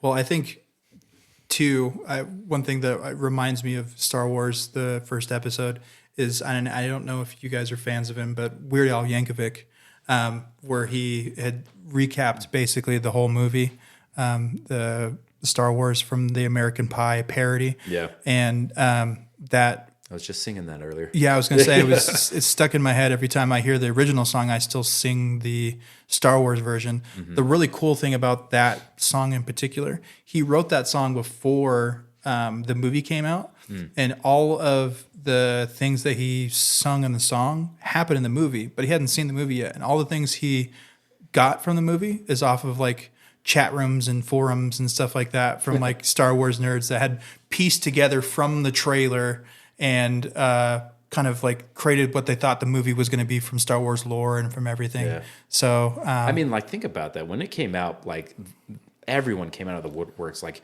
when was episode 6 filmed? And then when, like, decades went by before the next Star Wars film. Yeah, I think it was, I want to say like 85, 87, I can't remember for the last. Between episode 6 and then Phantom Menace. So between the original, like. between those. The original. Yeah, like, it was 3. It was like at least a decade. Yeah. A decade or two. And then all the hype, and yes, some of the hyped it up too much and then it was let down. But like, people came out of the woodworks and like wanted to see that movie. And like, again, minus Darth Jar Jar. It was a whimsical movie. Yeah. It had so much. At least you can say for the first quote unquote 3 episodes of Star Wars, at least they were consistent comparatively to the last 3. And that is Star the argument Wars. nowadays, right? Like episodes 7, 8, and 9. 7 had potential. Yep. Eight was going places, and then 9. It was just like I feel differently because I feel like 8 was like what the heck happened, and then 9 because they were tried trying to get away from itself. the whole like Palpatine I know. storyline, and it's dumpster fire. Somehow Star he Wars nerds gonna survived. Star Wars. Yeah, Star Wars, never Star Wars. There you go. Top 10, man. Well, I figured before we start trying to close this thing out, because we're talking about the year 1999, I figured we just kind of mention, and I'm going to rapid fire these at this point, the honorable mentions of that year, some of the movies that I remembered or kind of like at least had some familiarity with, and stuff that just barely missed my list. I have Idle Hands, October Sky, Princess Mononoke, 13th Warrior, Dogma. I love that movie. And if you're a physical media person, I know you want that on Blu-ray. Varsity Blues, Payback, 8mm, Analyze This, Cruel Intentions, Lock, Stock, and Two Barrels. Great film. Ed TV, Never Been Kissed. American Pie, almost made my list as well. Life with Martin Lawrence. Instinct. Looks like we've got Blair Witch Project, which we talked about. Lake Placid, Drop Dead Gorgeous, The Haunting, Deep Blue Sea, A Mother Bleeping Shark Ate Me, Iron Giant, Mystery Men. We have Stigmata, Stir of Echoes, Blue Streak, For the Love of the Game, Jacob the Liar, which is an underrated Robin Williams movie, American Beauty, Three Kings, Superstar, Being John Malkovich, Bone Collector. The list goes on and on. Sleepy Hollow, The World's Not Enough, End of Days, Deuce Bigelow, Bicentennial Man, which almost also made my list.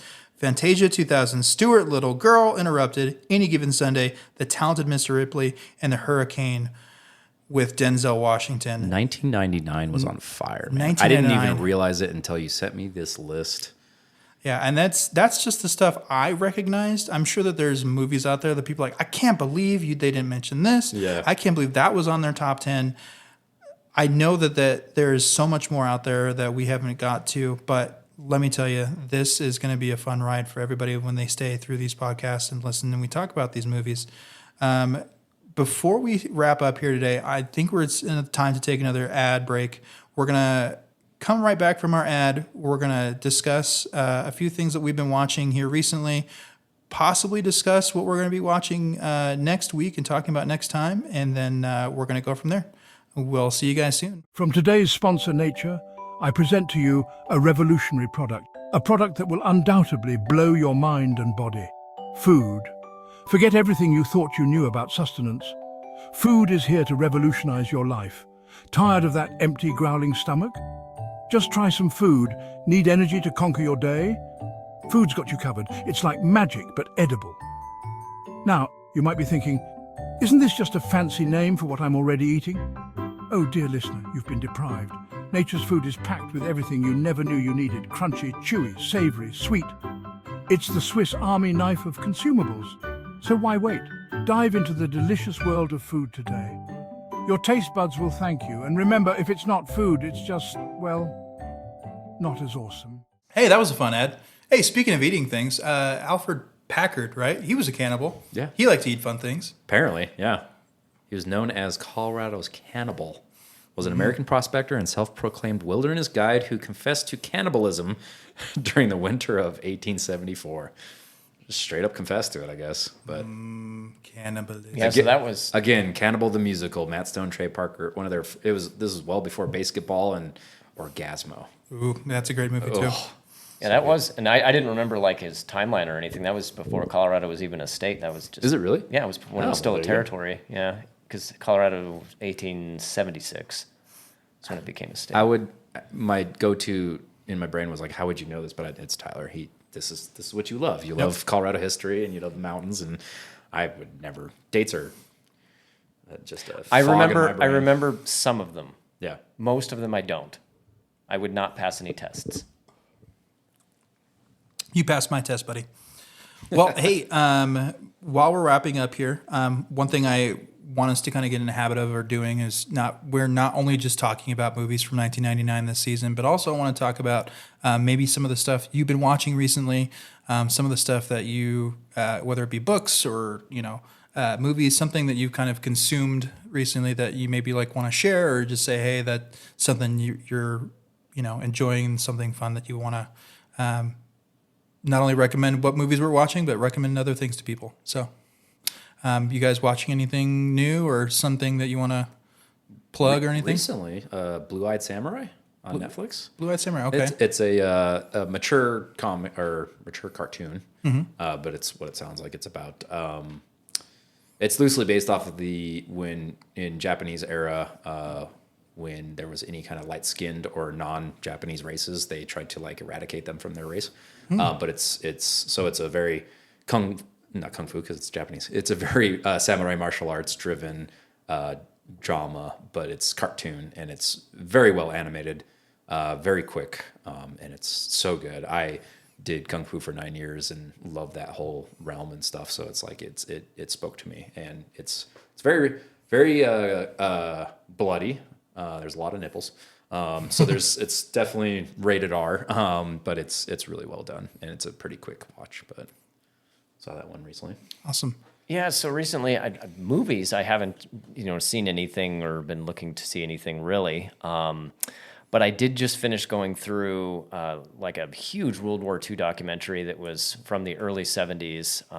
Been learning about World War II. I felt I didn't know enough about it. I have some friends that are really involved in like reenactment and other historical stuff, and felt I should, my knowledge was lacking.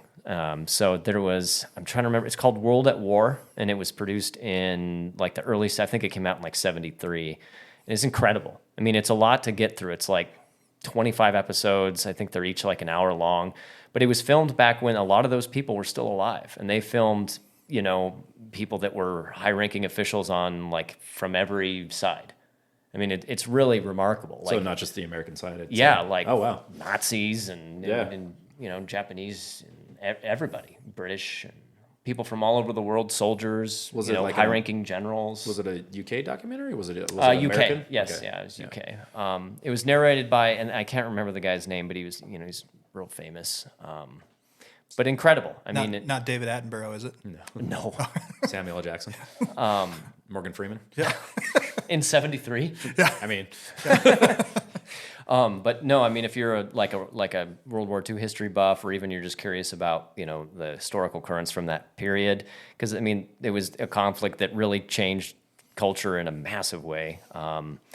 Even in the cinema world, and stuff. So if you're at all interested, it's absolutely worth your time. It can be heavy and difficult to get through, but fascinating.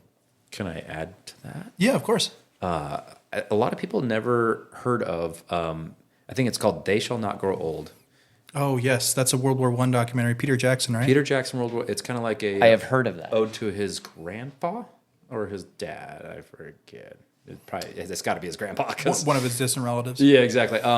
But why I love it so much is because it's all the old like 16 millimeter and black and white print from the actual war, but it's all MOS cameras, which is MIT sound, so no sound, right? So basically what they did is in cinema you have 24 frames a second. 16 millimeter old time would be like 12 or 15 frames a second or whatever. So it's that makes people look walking fast. all and that doing stuff. Yeah. And so what they did is they post-processed the film in order to be 24 frames a second. They colorized it, and then they turned it 16:9, which is the normal viewing aspect ratio that people like to see. And then they went further into it, and they had lip readers read the lips of these people in there, and then they would compare what the lip readers were reading to documents that were passed around for these troops at the time. Oh, wow. And then they voice-overed it.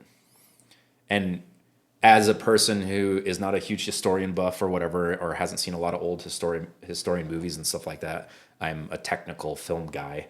So taking 16 millimeter film and then colorizing it and putting it into that format makes it so real. And that's a weird, silly statement because World War I did happen, but it's so far away from our generation that it's just like, it doesn't feel real. And right? that's with this documentary, there is some really rare color footage. And that makes it even more real to see the color footage mixed in with the, it's kind of surreal, so you see some of that stuff and it really does make it feel more real. I mean, some people, it doesn't seem to affect their interpretation of the events or whatever, but I didn't think it really did for me, but then I saw some photographs that were in color and then also some of this color footage, and it really does help it feel more real. It's interesting. It's a weird concept for our generation. It's a good point. Yeah, so that's one thing that I recommend so to piggyback yours. You've been telling me about that. What's it called? War of the World? Yeah, World at War. World at War. Yeah, it's okay. a documentary series. So get on both of those. They're just so well done. Yeah, for sure. As you've heard, I'm on my physical media soapbox, but shortly after purchasing Paramount Plus for the Super Bowl to watch that, I got a chance to watch two, what I would say is one almost kind of like a documentary style movie or show rather, and then just like a really good drama show. Tulsa King, if you get a chance, with Stallone, is a great, like, it almost kind of feels like Breaking Bad a little bit. It's got that high drama action in it. Kind of feels a little bit old school, like Western feel a little bit because it's set in Tulsa. But old school meets new school type of thing. And then the other thing that I would very highly recommend, especially if you're a big movie person, is called The Offer. The Offer is with, oh goodness, I can't think of his name. Miles Teller, sorry, who portrays a real life person. And this is the real life story of how The Godfather was made. So Miles Teller plays a character who, well, not a character. He plays an actual person who's a producer and had to work with the mob in order to get the Godfather made. He's fighting the studios, fighting the mob, fighting creative differences. It's, I want to say 8 or 9 episodes, and it is very, very well done. I mean, the whole time watching it, I'm like, God, I got to watch The Godfather as soon as this is over. So one of the very few times that I've watched something on streaming that I would highly recommend just to go get something streaming and then say, hey, it's done and over with. But as a physical media person, Tulsa King is on DVD if you want to go grab it at Walmart, and The Offer is on Blu-ray if you want to get it from Amazon.com.